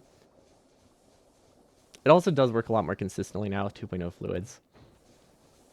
But yeah, it properly uses all of the chemical plants and the refineries to basically their fullest extent. And then we needed about 2 gigawatts. Oh, that thing? Yeah, so we basically left cliffs on, but we had them effectively disabled because we tried some settings to push them farther away.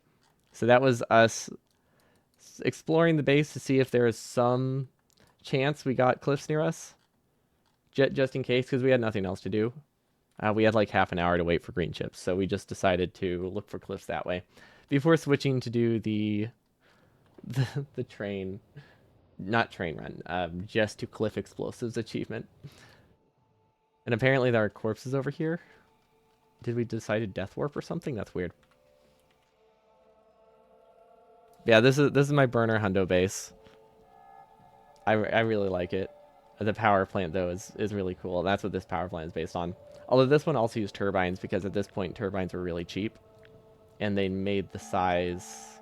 I think it makes it 30% smaller, which is pretty significant in terms of like bot build speed, and also the amount of pumps you need to get the fluids is a pretty significant cost.